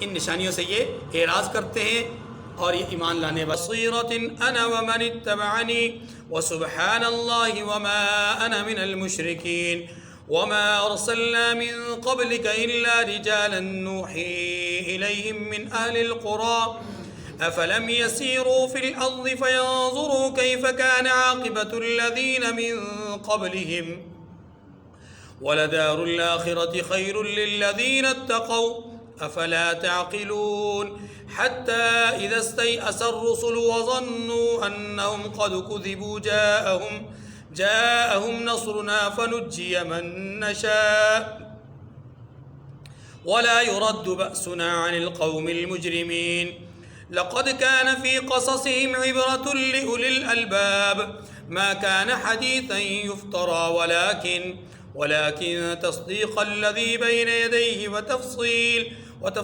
كل شيء وهدى ورحمة لقوم يؤمنون صدق الله العظيم۔ سورہ یوسف کی آیت نمبر 106 سے آیت نمبر 111 تک 6 آیات کریمہ آپ کے سامنے تلاوت ہوئیں۔ یہ سورہ یوسف کی آخری 6 آیات کریمہ ہیں۔ یہاں تک اللہ تبارک و تعالی نے حضرت یوسف علیہ السلام کی سیرت طیبہ، آپ کا واقعہ، آپ کا قصہ، آپ کی زندگی کے مختلف گوشوں اور پہلوؤں کو مختصر اور جامع الفاظ میں، فصیح اور بلیغ انداز میں بیان فرمایا۔ اب یہاں سے آگے 6 آیات کریمہ میں 3 باتیں سمجھنی ہیں۔ پہلی بات، اللہ رب العزت مشرکین کو دھمکی دے رہے ہیں۔ دوسری بات، اپنے حبیب صلی اللہ علیہ وسلم کے اسوہ، آپ کے طریقے کو بیان فرما رہے ہیں۔ تیسرا، انبیاء سابقین کی جو حالات تھے ان حالات کی طرف اشارہ فرما رہے ہیں۔ تو پہلی بات، مشرکین کو دھمکی۔ مشرکین کو یہ کہا جا رہا ہے کہ تم نے برادران یوسف کے کردار سے کچھ نہیں سیکھا، تم نے محمد کریم صلی اللہ علیہ وسلم کی سچائی، دیانت اور حقانیت سے کچھ نہیں سمجھا۔ تو سنو، ہم نے برادران یوسف کو جب وہ کچھ ادب اور احترام کو ملحوظ نہیں رکھ رہے تھے، ہم چاہتے تو ان کو تباہ و برباد کر دیتے، لیکن کیا نہیں، مہلت دی، اور یہ مہلت اس لیے دی کہ شاید وہ سمجھ جائے، اور بالآخر وہ سمجھ گئے، وہ کامیاب ہو گئے۔ تمہیں بھی مہلت دے رہے ہیں. تم یہ مت سمجھو کہ تمہیں پکڑنے والا کوئی نہیں. تم یہ مت سمجھو کہ تمہارے اوپر عذاب نہیں آ سکتا. ہم تمہیں اچانک ناگہانی طور پر کسی آفت کا شکار کر سکتے ہیں, کسی مصیبت میں مبتلا کر سکتے ہیں, لیکن کر نہیں رہے, مہلت دے رہے ہیں, موقع دے رہے ہیں تاکہ تم بھی برادران یوسف کی طرح سبق سیکھ لو اور اپنے بھائی کے ساتھ جو ظلم و ستم کر رہے ہو اس سے توبہ طائب ہو جاؤ اور ان کی نبوت اور رسالت کو, ان کی صداقت اور دیانت کو مان لو. لیکن اگر نہیں مانو گے پھر بھی تو پھر سنو, اللہ رب العزت اس بات پر قادر ہے کہ وہ دن میں یا رات میں تمہیں اچانک کسی مصیبت میں مبتلا کر دیں, پھر تمہیں اس مصیبت سے نجات دینے والا کوئی نہیں. پہلی ان آیات کو دو کو پڑھ لیں پھر آگے چلتے ہیں. وما یؤمن اکثرهم باللہ الا وهم مشرکون. فرمایا یہ اکثر اللہ پر ایمان نہیں رکھتے مگر شرک کرتے ہیں. یعنی یہ لوگ اکثر, ان کی اکثریت ایسی ہے کہ جو اللہ پر ایمان لانے والے نہیں, یہ شرک کرنے والے ہیں. افامنوا ان تأتیہم غاشیۃ من عذاب اللہ او تأتیہم الساعۃ بغتۃ وهم لا یشعرون. یہ دھمکی ہے. فرمایا کہ کیا یہ اس بات سے بے خوف ہیں کہ ان پر اللہ کا عذاب نازل ہو کر انہیں ڈھانپ لے یا ان پر ناگہانی قیامت آ جائے, کوئی اچانک یا ان پر قیامت قائم ہو جائے. کیا اس بات سے بے خوف ہو گئے؟ وَهُمْ لَا يَشْعُرُونَ. ایسے اچانک آئے گی کہ ان کو پتہ بھی نہ ہوگا, شعور بھی نہیں ہوگا. انہیں بے خوف نہیں ہونا چاہیے, انہیں بے خوف, یہ اشارہ کر دیا اس بات. اب اگلی بات, دوسری بات ہے رسول اللہ صلی اللہ علیہ وسلم کا طریقہ. میں ان آیات کریمہ کو جو دو آیات ہیں اگلی, ان کو سمجھانے سے پہلے یا ان کا ترجمہ ہم پڑھنے سے پہلے سمجھیے ذرا, آپ صلی اللہ علیہ وسلم کی طرف دو باتیں منسوب ہیں. ایک جس کو ہم حدیث کہتے ہیں, دوسرا جس کو ہم سنت کہتے ہیں. ٹھیک ہے, بہت اچھی طرح توجہ سے سمجھیے گا اس بات کو. سنت اور حدیث دونوں کے الگ الگ معنی اور مفہوم ہیں. حدیث کا لغوی معنی ہے بات, قول, بولنا, اور سنت کا لغوی معنی ہے استعمال کیا ہوا راستہ یا طریقہ. ٹھیک ہے, اس کو سنت کہتے ہیں. اب اگلی بات, سنت اور حدیث میں جو مزید وضاحت ہے وہ کچھ یوں ہے کہ سنت کے الگ معنی ہیں اور حدیث کے الگ معنی ہیں. نتیجہ یہ نکلے گا کہ کبھی کبھی ایسا ہوگا کہ ایک ہی بات وہ حدیث بھی کہلائے گی اور وہی سنت بھی ہوگی. کبھی کبھی ایسا ہوگا, نمبر دو, کبھی کبھی ایسا ہوگا حدیث تو ہوگی لیکن سنت نہیں ہوگی. میں بھی اس میں وضاحت کرتا ہوں. نمبر تین, کبھی کبھی ایسا ہوگا کہ وہ سنت ہوگی لیکن حدیث نہیں ہوگی. بات سمجھیں؟ یہ جو مختلف میں نے آپ کو فرق بتائے ہیں اس کی وضاحت کیا ہے؟ وضاحت اس کی یہ ہے کہ مثال کے طور پر ہمارے پیارے نبی صلی اللہ علیہ وسلم نے ایک حدیث مبارکہ میں آتا ہے کہ آپ نے فرمایا کہ ہر آگ چھوئی ہوئی چیز سے وضو لازم ہے. معنی یہ ہے کہ آگ پر پکی ہوئی چیز کھا لینے سے وضو دوبارہ کرنا پڑے گا, وضو کرنا لازم ہے. اب یہ حدیث ہے. یہ کیا ہے؟ یہ کیا ہے؟ حدیث ہے. لیکن آپ صلی اللہ علیہ وسلم خود ایسا کرتے نہیں تھے. خود ایسا آپ نے کئی دفعہ پکی ہوئی چیز کھائی اور کھا کر صرف کلی کی اور کلی کر کے آپ نے نماز پڑھ لی. اب معنی کیا نکلا؟ معنی یہ نکلا کہ یہ حدیث ہے لیکن سنت نہیں ہے. حدیث ہے لیکن سنت. نمبر دو, آپ صلی اللہ علیہ وسلم کے بارے میں آتا ہے کہ آپ صلی اللہ علیہ وسلم ایک برادری یا ایک قوم یا ایک جگہ, کچھ کسی قبیلہ کا خاص طور پہ کچرا, جہاں کچرے کا ڈھیر ہوتا ہے اس کو کوڑا دان بھی کہتے ہیں یا کچرے کا ڈھیر بھی کہتے ہیں, وہاں پر آپ علیہ السلام نے قضائے حاجت فرمائی اور کھڑے ہو کر فرمائی. صحیح حدیث ہے, آپ نے قضائے حاجت فرمائی اور کھڑے ہو کر فرمائی. لیکن آپ کی سنت یہ نہیں ہے. سنت کیا ہے؟ سیدہ عائشہ رضی اللہ عنہ فرماتی ہیں کہ آپ صلی اللہ علیہ وسلم کے بارے میں اگر کوئی یوں کہتا ہے کہ آپ نے کھڑے ہو کر, یعنی آپ کھڑے ہو کر کے اپنی قضائے حاجت کیا کرتے تھے, یہ آپ کی سنت ہے, تو اس نے جھوٹ بولا. یہ سنت نہیں ہے. سنت یہ ہے کہ آپ بیٹھ کر کے قضائے حاجت کیا کرتے تھے. ٹھیک ہے. اسی طرح آپ صلی اللہ علیہ وسلم نے زمزم کا پانی کھڑے ہو کر کے پیا ہے، لیکن یہ سنت نہیں ہے. آپ نے ہمیشہ بیٹھ کر کے پیا ہے، ایک دفعہ کھڑے ہو کر کے بھی پیا. یہ بیان جواز کے لیے ہوتا ہے. تو آپ یہ سمجھیے کہ بعض اوقات کوئی بات جو ہم تک پہنچتی ہے وہ محض حدیث ہوتی ہے، سنت نہیں ہوتی. اتنی بات سمجھ آ گئی. اب اس کا نتیجہ بھی اگلی سمجھ لیجیے. رسول اللہ صلی اللہ علیہ وسلم نے اپنی ہر حدیث پر عمل کو واجب اور لازم نہیں کہا. ہر حدیث پر عمل کو واجب اور لازم نہیں کہا. آپ صلی اللہ علیہ وسلم نے اپنی سنت پر عمل کو لازم کہا ہے. فرق سمجھ رہے ہیں؟ یعنی ہر حدیث واجب العمل نہیں ہے، ہر حدیث پر عمل ضروری نہیں ہے، لیکن ہر سنت پر عمل کرنا ہے. سنت پر عمل کرنے کی ترغیب ہے، سنت پر عمل کرنے کا حکم ہے، لیکن حدیث پر عمل کرنے کا حکم ہے. مثال کے طور پر حدیث مبارکہ میں بعض احادیث وہ ہیں جو پہلے تھیں، یعنی ان پر پہلے عمل تھا لیکن بعد میں منسوخ ہو گیا. مثال کے طور پر بخاری شریف کی روایت ہے، صحیح روایات میں سے ایک روایت ہے کہ آپ صلی اللہ علیہ وسلم کے ابتدائی با جماعت نماز کے اندر لوگ آتے، آ کر کے اپنے ساتھی سے پوچھتے کتنی رکعتیں ہوئیں. وہ نماز میں کھڑے ہوتے، وہ صحابہ جن سے پوچھا جاتا وہ بتاتے 2 ہو گئی، 1 ہو گئی، 3 ہو گئی. اور یہ صاحب جو ابھی آئے ہیں یہ پہلے وہ 1 2 3 رکعتیں جو گزر چکی ہوتی تھی پہلے انہیں پڑھتے پھر نماز میں شامل ہوتے. یہ پہلے تھا. اب یہ حدیث ہے، عمل بھی تھا اس پر، لیکن آپ صلی اللہ علیہ وسلم نے اس سے منع فرما دیا. اب منع کیسے کیا تو سنیے. اس کا بھی ایک دلچسپ واقعہ ہے.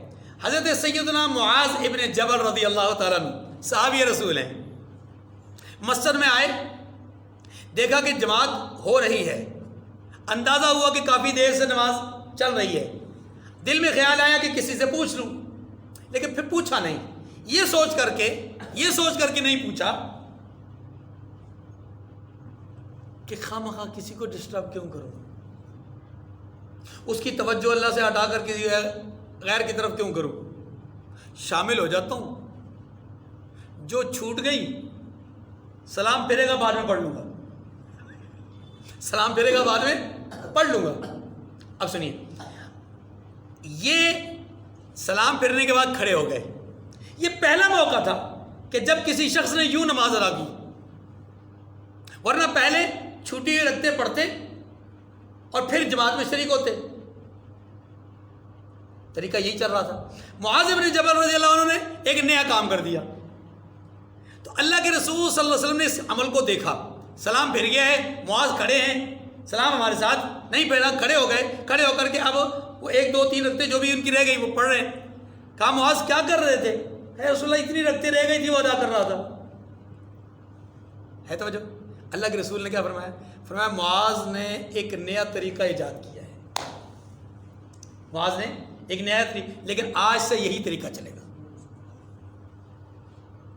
آج سے یہی طریقہ. اب یہاں دیکھیے، یہاں اللہ کے رسول صلی اللہ علیہ وسلم نے ایک عمل کو جو پہلے سے چل رہا تھا اس کو ختم کر کے ایک نیا عمل شروع کروا دیا. نیا عمل اس کو کہتے ہیں ناسخ اور منسوخ. یعنی پہلا حکم منسوخ ہو گیا، دوسرا حکم آ گیا. پہلے ایک طریقہ چل رہا تھا، اس طریقے کو ختم کر دیا، اب ایک نیا طریقہ آ گیا. اس کو کہتے ہیں کہ پہلے طریقے کو یاد رکھیے، جہاں پہلا طریقہ ختم ہو جائے، جہاں پہلی بات ختم ہو جائے اور نئی بات آ جائے تو اس کو پھر پہلی بات کو سنت نہیں کہیں گے، سنت دوسری بات کو کہیں گے. آئیے، بعض وہ احادیث ہیں جو حضور صلی اللہ علیہ وسلم نے قریش کے فضائل بیان کیے، فضائل کی حد تک. بعض وہ احادیث ہیں جن میں دور جاہلیت کے طور طریقوں کو بیان کیے گئے ہیں، حضور کی باتیں لیکن ان میں طور طریقے بیان ہوئے. بعض وہ روایات ہیں، احادیث ہیں کہ جن میں پچھلی امتوں کے حالات اور قصے بیان کیے گئے. بعض احادیث میں صرف مثالیں دی گئی، بعض احادیث میں پچھلی قوموں پر عذاب کو بیان کیا گیا، پچھلے نبیوں کا ذکر کیا. اب یہ ساری وہ باتیں، وہ ساری حدیثیں جو سنت نہیں ہے. حدیثیں ہیں لیکن سنت، کیونکہ ان پر عمل نہیں کیا جا سکتا. یہ دوسری بات ہے. نمبر 3، بعض اوقات حدیث حضور صلی اللہ علیہ وسلم کی خصوصیات کو کہتے ہیں، یعنی وہ حدیث ہوتی ہے ایسی ہے جس میں حضور کی خصوصیات ہوتی ہیں، وہ بھی سنت نہیں ہوتی. مثلا آپ صلی اللہ علیہ وسلم نے 11 بیویاں ایک وقت میں نکاح کے اندر رکھیں. 11 شادی کی، 9 بیویاں ایک وقت میں آپ نے عقد نکاح میں رکھیں. اب یہ جو 9 بیویاں آپ صلی اللہ علیہ وسلم نے ایک عقد میں رکھیں، یہ قرآن مجید کی آیت کریمہ جو کہ سورہ نساء کی آیت ہے، ما طاب لکم من النساء مثنی وثلاث ورباع، اس حد سے تجاوز کر جاتی ہیں کہ آپ 2 بیویاں رکھ سکتے ہیں، 3 رکھ سکتے ہیں، 4 رکھ سکتے ہیں، 4 سے زیادہ نہیں رکھ سکتے. لیکن حضور نے 4 سے زیادہ رکھی. کتنی رکھی؟ 9 ایک وقت میں. اب یہ حضور کی خصوصیت ہے، یہ حضور کی خصوصیت ہے کہ آپ صلی اللہ علیہ وسلم کے لیے ایسا ہے، آپ کے علاوہ کسی کے لیے جائز ہے. خالصۃ لک من دون المؤمنین، قرآن پاک نے کہہ دیا یہ خالص آپ کے لیے حکم ہے، آپ کے سوا کسی کے لیے حکم ہے. تو یہاں پر بھی یہ عمل حدیث تو ہے، حدیث میں تو آیا کہ آپ کی 9 بیویاں تھیں، 9 حجرے آپ کے آباد تھے، 9 عورتیں تھیں جن کو آپ نے جن کے لیے آپ نے جو مدت ہے وہ تقسیم کر رکھی تھی، ایام تقسیم کر رکھے تھے، جن کی باریاں تقسیم تھی. لیکن وہ سنت نہیں ہے، وہ سنت. اچھا، پھر آپ صلی اللہ علیہ وسلم خود ایک موقع پر ارشاد فرماتے ہیں کہ میں روزہ بھی رکھتا ہوں، میں افطار بھی کرتا ہوں، میں رات کو تہجد بھی پڑھتا ہوں، میں سوتا بھی ہوں، میں نے شادیاں بھی کر رکھی ہیں اور میں باقی معاملات کو بھی کرتا ہوں. ایکم مثلی، تم میں سے کون مجھ جیسا ہے؟ مجھ جیسا تو کوئی نہیں. کیوں؟ اس لیے کہ جب میں روزہ رکھتا ہوں مسلسل، اس کو 100 وصال کہتے ہیں، مسلسل روزے رکھتا ہوں، روزانہ، یعنی مسلسل سے مراد ہے آج بھی، کل بھی، پرسوں بھی، ترسوں بھی مسلسل روزہ رکھتا ہوں. اور تمام دن روزہ رکھتے میں کبھی نڈھال نہیں ہوا، کمزور نہیں ہوا. کیوں؟ اس لیے کہ اللہ مجھے کھلاتے بھی ہیں پلاتے بھی ہیں. لیکن تم ایسا مت کرنا. اب یہ حضور کر رہے ہیں خود، لیکن دوسروں کو منع فرما رہے ہیں، دوسروں کو منع فرما رہے ہیں. تو بعض موقع پر یاد رکھیے کہ حدیث الگ ہوتی ہے، سنت الگ ہوتی ہے. ہمارے لیے حکم کیا ہے؟ ہمارے لیے حکم اللہ کے نبی صلی اللہ علیہ وسلم نے کیا فرمایا؟ فرمایا علیکم بسنتی وسنت الخلفاء الراشدین المہدیین عضوا علیہا بالنواجذ، تم پر میری اور میرے خلفاء کی سنت لازم ہے، انہیں مضبوطی سے پکڑے رکھو. معلوم یہ ہوا کہ امت کے لیے حضور صلی اللہ علیہ وسلم کے طریقے پر عمل کرنا اس کی ترغیب ہے، اس کا حکم ہے. حضور صلی اللہ علیہ وسلم کی ہر بات پر عمل کرنا اس پر حکم نہیں ہے، اس پر حکم ہے. کیونکہ آپ صلی اللہ علیہ وسلم کے قول کو بھی حدیث کہتے ہیں، آپ کے فعل کو بھی حدیث کہتے ہیں، آپ کی تقریر کو بھی حدیث کہتے ہیں. تقریر کا مطلب کیا ہوتا ہے؟ اب سنیے. قول یعنی آپ کی بات، فعل یعنی آپ کا عمل. جیسے میں نے کہا کھڑے ہو کر کے آپ نے پیشاب کیا، کھڑے ہو کر کے آپ نے زمزم ایک دفعہ پیا، لیکن یہ سنت نہیں ہے.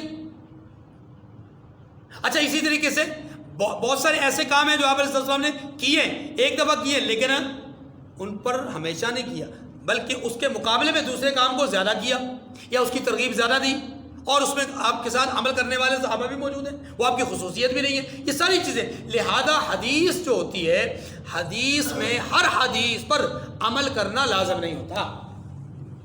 نتیجہ یہ ہوا کہ ہر حدیث پر عمل کرنا لازم ہے. اس لیے یاد رکھیے، یہ جو امت کے اندر آپ دیکھتے ہیں یہ مسلک مختلف ہیں، یہ مذاہب مختلف ہیں، یہ طریقے مختلف ہیں، اس کی وجہ یہی ہے. اس کی وجہ آج سمجھ میں آ رہی بات؟ اس کی وجہ یہی ہے، ورنہ اختلاف کا مطلب نظر نہیں آتا. اختلاف ہوتا ہے، کیوں ہوتا ہے؟ اس لیے کہ بعض حضرات ایک حدیث کو لیتے ہیں اور سمجھتے ہیں کہ اس پر عمل کرنا لازم ہے، دوسرے فرماتے ہیں کہ نہیں بھائی، حدیث کے بجائے سنت کو ترجیح دو، ورنہ ہر حدیث پر اگر عمل کرنے کی کوشش کرو گے، ہر حدیث پر اگر عمل کو لازم سمجھو گے، تو پھر بہت ساری احادیث ایسی ہیں کہ جنہیں تم بھی نہیں مانتے. میں ایک مثال دیتا ہوں. یہ جو رفع یدین کا مسئلہ ہے کہ نماز میں رفع یدین کرنا چاہیے کہ نہیں کرنا چاہیے، کچھ حضرات ہیں وہ کہتے ہیں کہ رفع یدین کے بغیر نماز ہوتی نہیں ہے. ہم یہ کہتے ہیں کہ رفع یدین احادیث سے ثابت ہے، احادیث سے ہم انکار نہیں کرتے، لیکن ہم یہ کہتے ہیں یہ سنت نہیں ہے۔ بات سمجھ نہیں؟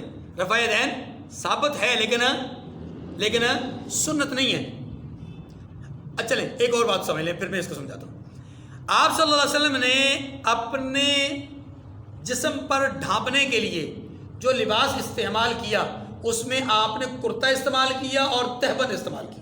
کیا استعمال کی؟ تہبند۔ آپ نے کبھی شلوار استعمال نہیں کی، پہنی نہیں۔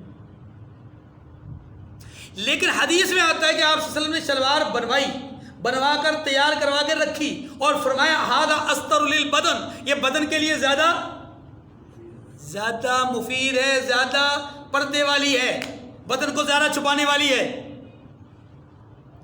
یعنی گویا ترغیب ہو گئی، لیکن آپ نے استعمال نہیں کی۔ استعمال ہے اب شلوار سلوانا، اس کو تیار کرنا، اس کو اچھا سمجھنا، یہ تو حدیث سے ثابت ہو گیا، لیکن اس کا پہننا ثابت ہے۔ اس کا مطلب یہ ہوا کہ شلوار پہننے کا عمل سنت نہیں ہے، شلوار پہننے کا عمل سنت ہے۔ اب وہ سنت کیا ہے؟ سنت ہے تہبند باندھنا، سنت ہے تہبند باندھنا۔ اسی سے اب ضمنی مسئلہ بھی سمجھ لیجئے کہ سنت کی دو قسمیں ہوتی ہیں، ایک سنت شرعی اور ایک سنت عادی، یعنی ایک وہ کام آپ علیہ السلام کا جو کہ شرعاً سنت ہے، شرعاً آپ کا طریقہ ہے، اور ایک وہ کام جو آپ علیہ السلام کا عادتاً اپنا طریقہ ہے۔ یاد رکھیے امت کے لیے جس میں ترغیب ہے، جس پر عمل کرنے کا کہا گیا ہے، جس کے لیے ترغیب دی گئی ہے، جس کو اختیار کرنے کا حکم دیا گیا ہے، وہ سنت شرعی ہے، سنت عادی نہیں۔ سنت ہاں اگر کوئی آدمی جو آپ صلی اللہ علیہ وسلم کی عادتاً جو چیزیں سنت تھیں ان کو اگر اختیار کرتا ہے اور آپ صلی اللہ علیہ وسلم کی ہی سنت سمجھ کے کرتا ہے تو اس کو ثواب ملے گا، اس کو ثواب ہے، کیونکہ وہ عادتاً تو سنت ہے نا، لیکن شرعاً وہ سنت نہیں ہے، اس لیے اس کے نہ کرنے والے پر کوئی گناہ نہیں ہے، اس کے نہ کرنے والے پر کوئی گناہ، یہ فرق ہے۔ عادتاً سنت پر عمل کرنے والے کو ثواب ملے گا، لیکن عادت کے خلاف کرنے والے کو گناہ نہیں ملے گا، لیکن شرعی سنت پر عمل کرنے والے کو ثواب بھی ملے گا اور اگر اس کو چھوڑے گا تو گناہ بھی ملے گا، یہ فرق ہے۔ تو ایک ہے سنت اور ایک ہے حدیث۔ تو ہر حدیث واجب العمل نہیں، ہر حدیث قابل عمل نہیں، ہر حدیث پر عمل کی ترغیب نہیں، ہر حدیث پر عمل کا حکم نہیں، یہ 3-4 باتیں میں نے کہہ دی، ٹھیک ہے۔ لیکن سنت آپ صلی اللہ علیہ وسلم کی اگر شرعی ہے تو اس کا حکم بھی ہے، اس کی ترغیب بھی ہے، اس پر عمل کرنے کا ثواب بھی ہے، اس کو چھوڑنے کا گناہ بھی ہے۔ آپ صلی اللہ علیہ وسلم نے کئی کام ایسے ہیں جو خود کیے ہیں لیکن امت کو کرنے کا نہیں کہا۔ یہی وجہ ہے کہ تاریخ انسانیت میں، تاریخ اسلام میں، احادیث مبارکہ میں، ہاں جی، اور سیرت کی کتابوں میں ہمیں آپ صلی اللہ علیہ وسلم کا تو وہ عمل نظر آتا ہے، لیکن آپ کے ساتھ صحابہ کرام اس عمل میں نظر نہیں آتے۔ تو جس کام میں حضور کے ساتھ جماعت صحابہ میں سے کوئی بھی شامل نہ ہو تو سمجھ لیں وہ حضور کی خصوصیت ہے، اور جو حضور کی خصوصیت ہوگی وہ حدیث تو ہوگی لیکن سنت، جیسے میں نے 9 شادیوں کی بات کی، جیسا میں نے کہا کہ آپ علیہ السلام اکثر روزہ رکھا کرتے تھے، اور یہ بھی آپ کی خصوصیت میں سے ہے کہ آپ 15 شعبان کے بعد خود روزے رکھتے تھے، لیکن امت کو منع کر دیا، امت کو منع کر دیا۔ تو اس لیے یاد رکھیے کہ حدیث اور سنت کا فرق سمجھنا ضروری ہے۔ جب آپ یہ سمجھ لیں گے تو آپ کے بہت سارے مسائل میں آپ کو چھٹکارا مل جائے گا۔ یہ جو کہا جاتا ہے کہ مسلک مختلف، مذہب مختلف اور یہ طریقے مختلف، اس کی بنیادی وجہ یہ ہے، ایک آدمی ظاہری طور پہ الفاظ حدیث کو دیکھا، اس نے اس پر عمل کرنا شروع کر دیا، اور یہی کہا جناب یہ ایسے ہی ہے جیسے وہ ایک بات ہے، واللہ عالم اس کی حقیقت کہاں تک ہے، لیکن کسی صاحب کو وہ اردو حدیث سے مطالعہ کرنے کا اس کو شوق تھا، اور اردو کی ترجمے کا وہ ترجمہ پڑھا کرتے تھے، مطالعہ کیا کرتے تھے، اور اسی سے لوگوں کو مسائل بیان کیا کرتے تھے۔ نتیجہ کیا ہوا کہ ایک دن انہوں نے ایک اردو ترجمہ پڑھا ایک حدیث کا، اور اس میں یہ تھا کہ آپ صلی اللہ علیہ وسلم نماز ہل ہل کے پڑھا کرتے تھے، ہل ہل کے۔ اب وہاں لفظ لکھا ہوا تھا ہلکے ہلکے، لیکن وہ اس کو جلدی میں پڑھ گئے ہل ہل کے. تو انہوں نے اس کا مطالعہ کیا, مطالعہ کر کے اب نماز میں کھڑے ہوئے, اللہ اکبر, نماز میں ہلنا شروع ہو گئے. اب پہلا موقع تھا, امام صاحب ہل رہے تھے, پتہ نہیں. نماز کے بعد کئی آپ جیسے شریف لوگ تھے, انہوں نے پوچھ لیا حضرت خیریت ہے, آج طبیعت ٹھیک تھی؟ کہا جی کیا ہوا؟ آپ کو اس سے پہلے اس طرح کا عمل کرتے ہوئے دیکھا نہیں ہے, آج آپ نماز میں ہل رہے تھے, کوئی پیٹ میں درد تھا, کوئی پاؤں میں تکلیف تھی, کوئی پاؤں میں ورم تھا, ٹانگوں میں تکلیف تھی, کیا مسئلہ تھا؟ فرمایا جی میں نے تو حدیث پڑھی ہے, میں نے تو حدیث پڑھی ہے کہ نماز ہل ہل کے پڑھنی چاہیے, تو میں نے آج پہلی دفعہ پڑھی ہے, تو اس لیے میں آج سے اس پر عمل کروں گا. تو کوئی سیانے ماسٹر صاحب بیٹھے ہوئے تھے اردو کے, انہوں نے کہا حضرت کون سی حدیث پڑھ لی ہے, ذرا ہمیں بھی تو دکھائیے, کہاں سے پڑھ لی؟ جب انہوں نے دیکھی, انہوں نے کہا حضرت صاحب, علامہ صاحب, یہ ہل ہل کے نہیں ہے, یہ ہلکے ہلکے ہے. یعنی آپ علیہ السلام مختصر مختصر نماز پڑھایا کرتے تھے. اب کہاں وہ بات اور کہاں یہ بات سمجھیں. تو ہر حدیث جس کو سطحی طور پہ دیکھ لیا جائے اور اس پر عمل کرنے کے لیے نعرے لگائے جائیں, تو لوگ کہتے ہیں کہ جناب ہم حدیث والے ہیں, ہم قرآن والے ہیں, اور ہم تو حدیث پر ہی عمل کرتے ہیں, ہم تو قرآن پر ہی عمل کرتے ہیں. آپ سمجھ گئے ہوں گے میں کہنا کیا چاہتا ہوں. بھائی بات یہ ہے کہ ہر آدمی اپنے پاس کوئی نہ کوئی وجہ رکھتا ہے اپنے عمل کی, لیکن وہ وجہ ضروری نہیں ہے کہ وہ مضبوط ہو, وجہ ضروری نہیں کہ وہ دلیل ہو, وجہ ضروری نہیں ہے کہ وہ مضبوط قسم کی چٹان پہ کھڑا ہو, بلکہ وہ کمزور ریت کی دیوار پہ بھی کھڑا ہو سکتا ہے, ریت کے ڈیر پہ بھی کھڑا ہو سکتا ہے. اس لیے یاد رکھیے حدیث اور سنت کا فرق سمجھے گا, حدیث اور سنت کا فرق سمجھے گا. اب یہ جو نماز تراویح ہے, مثال کے طور پہ نماز تراویح آپ صلی اللہ علیہ وسلم نے صرف 3 دن پڑھی, زندگی میں صرف 3 دن پڑھی, باقی دن نہیں پڑھی, باقی رمضان نہیں پڑھی. ٹھیک ہے, ہم بھی کہتے ہیں تراویح پڑھیں, ہمارے کچھ بھائی بھی کہتے ہیں تراویح پڑھیں. فرق یہ ہے کہ وہ کہتے ہیں 8 پڑھیں, ہم کہتے ہیں 20 پڑھیں. پڑھنے میں اتفاق ہے کہ پڑھیں, لیکن تعداد میں فرق آ گیا. اب تعداد میں جب فرق آتا ہے تو ہم کہتے ہیں جناب آپ نے تعداد کہاں سے نکالی؟ کہتے ہیں جی ہم نے تعداد تو نکالی آپ صلی اللہ علیہ وسلم کی احادیث سے کہ آپ علیہ السلام 8 ہفتے پڑھا کرتے تھے. تو ہم کہتے ہیں جناب یہ 8 جو آپ پڑھا کرتے تھے یہ تہجد کی نماز ہوا کرتی تھی, رمضان اور غیر رمضان سب میں آپ 8 رکعتیں پڑھا کرتے تھے, لیکن وہ تہجد کی نماز میں پڑھا کرتے تھے. ہمیں یہ بتلائیے کہ آپ صلی اللہ علیہ وسلم نے تراویح کے طور پہ کتنی رکعتیں پڑھی ہیں؟ اب یہاں خاموشی ہے. پھر ہم کہتے ہیں ہم اس کو سنت سمجھتے ہیں. کیوں سنت سمجھتے ہیں؟ ہم کہتے ہیں حضور نے نہیں پڑھی, حضور نے 20 رکعتیں نہیں پڑھی, حضور نے پورا مہینہ نہیں پڑھی, لیکن ہم حضور ہی کی بات کو پورا کرتے ہیں. حضور صلی اللہ علیہ وسلم نے کیا فرمایا؟ بخاری کی روایت ہے, علیکم بسنتی وسنت الخلفاء الراشدین المہدیین, تم پر میری سنت اور میرے خلفاء راشدین کی سنت لازم ہے. علیکم بسنتی وسنت الخلفاء, علیکم یعنی تم علی الزام کے لیے آتا ہے, التزام کے لیے, لازم ہونے کے لیے, تم پر لازم ہے میری سنت اور لازم ہے میرے سنت میرے خلفاء کی سنت. اب خلفاء میں سے اب عمر رضی اللہ عنہ نے سارے صحابہ کو جمع کیا, جمع کر کے پورا رمضان کا مہینہ 20 رکعات تراویح پڑھوائی اور پورا قرآن پاک تراویح میں سنوایا. اب ہم یہ کہتے ہیں کہ جناب من حضور نے تو قرآن ختم نہیں کیا, آپ کیوں ختم کرتے ہیں؟ حضور نے تو پورے 30 دن نہیں پڑھی, آپ کیوں پڑھتے ہیں؟ حضور نے تو اس طرح باجماعت نہیں پڑھی, آپ کیوں پڑھتے ہیں؟ یعنی آپ سارے کام کریں تو درست, صرف ایک چیز میں آپ کی سوئی اٹک جائے کہ جناب 8 ہیں 20 نہیں, تو ہم کہتے ہیں اس 8 کے بجائے بھی 20 مان لو, کیونکہ باقی سارے کام بھی تو آپ وہی کر رہے ہیں جو حضرت عمر رضی اللہ عنہ نے کیے ہیں. وہاں پر آپ ساری باتیں ان کی مان رہے ہو, نسبت کر رہے ہو حضور کی طرف, حالانکہ حضور کی طرف یہ منسوخ کرنا ٹھیک ہی نہیں ہے. یہ بات تو ساری ہے حضرت عمر رضی اللہ عنہ کی, تو اگر حضرت عمر رضی اللہ عنہ کی باقی ساری باتیں مان رہے ہو تو اس کو بھی مانو. اس لیے یاد رکھیے آپ صلی اللہ علیہ وسلم کی بتائی ہوئی بات کو ہم حدیث کہتے ہیں, آپ کے عمل کو ہم حدیث کہتے ہیں.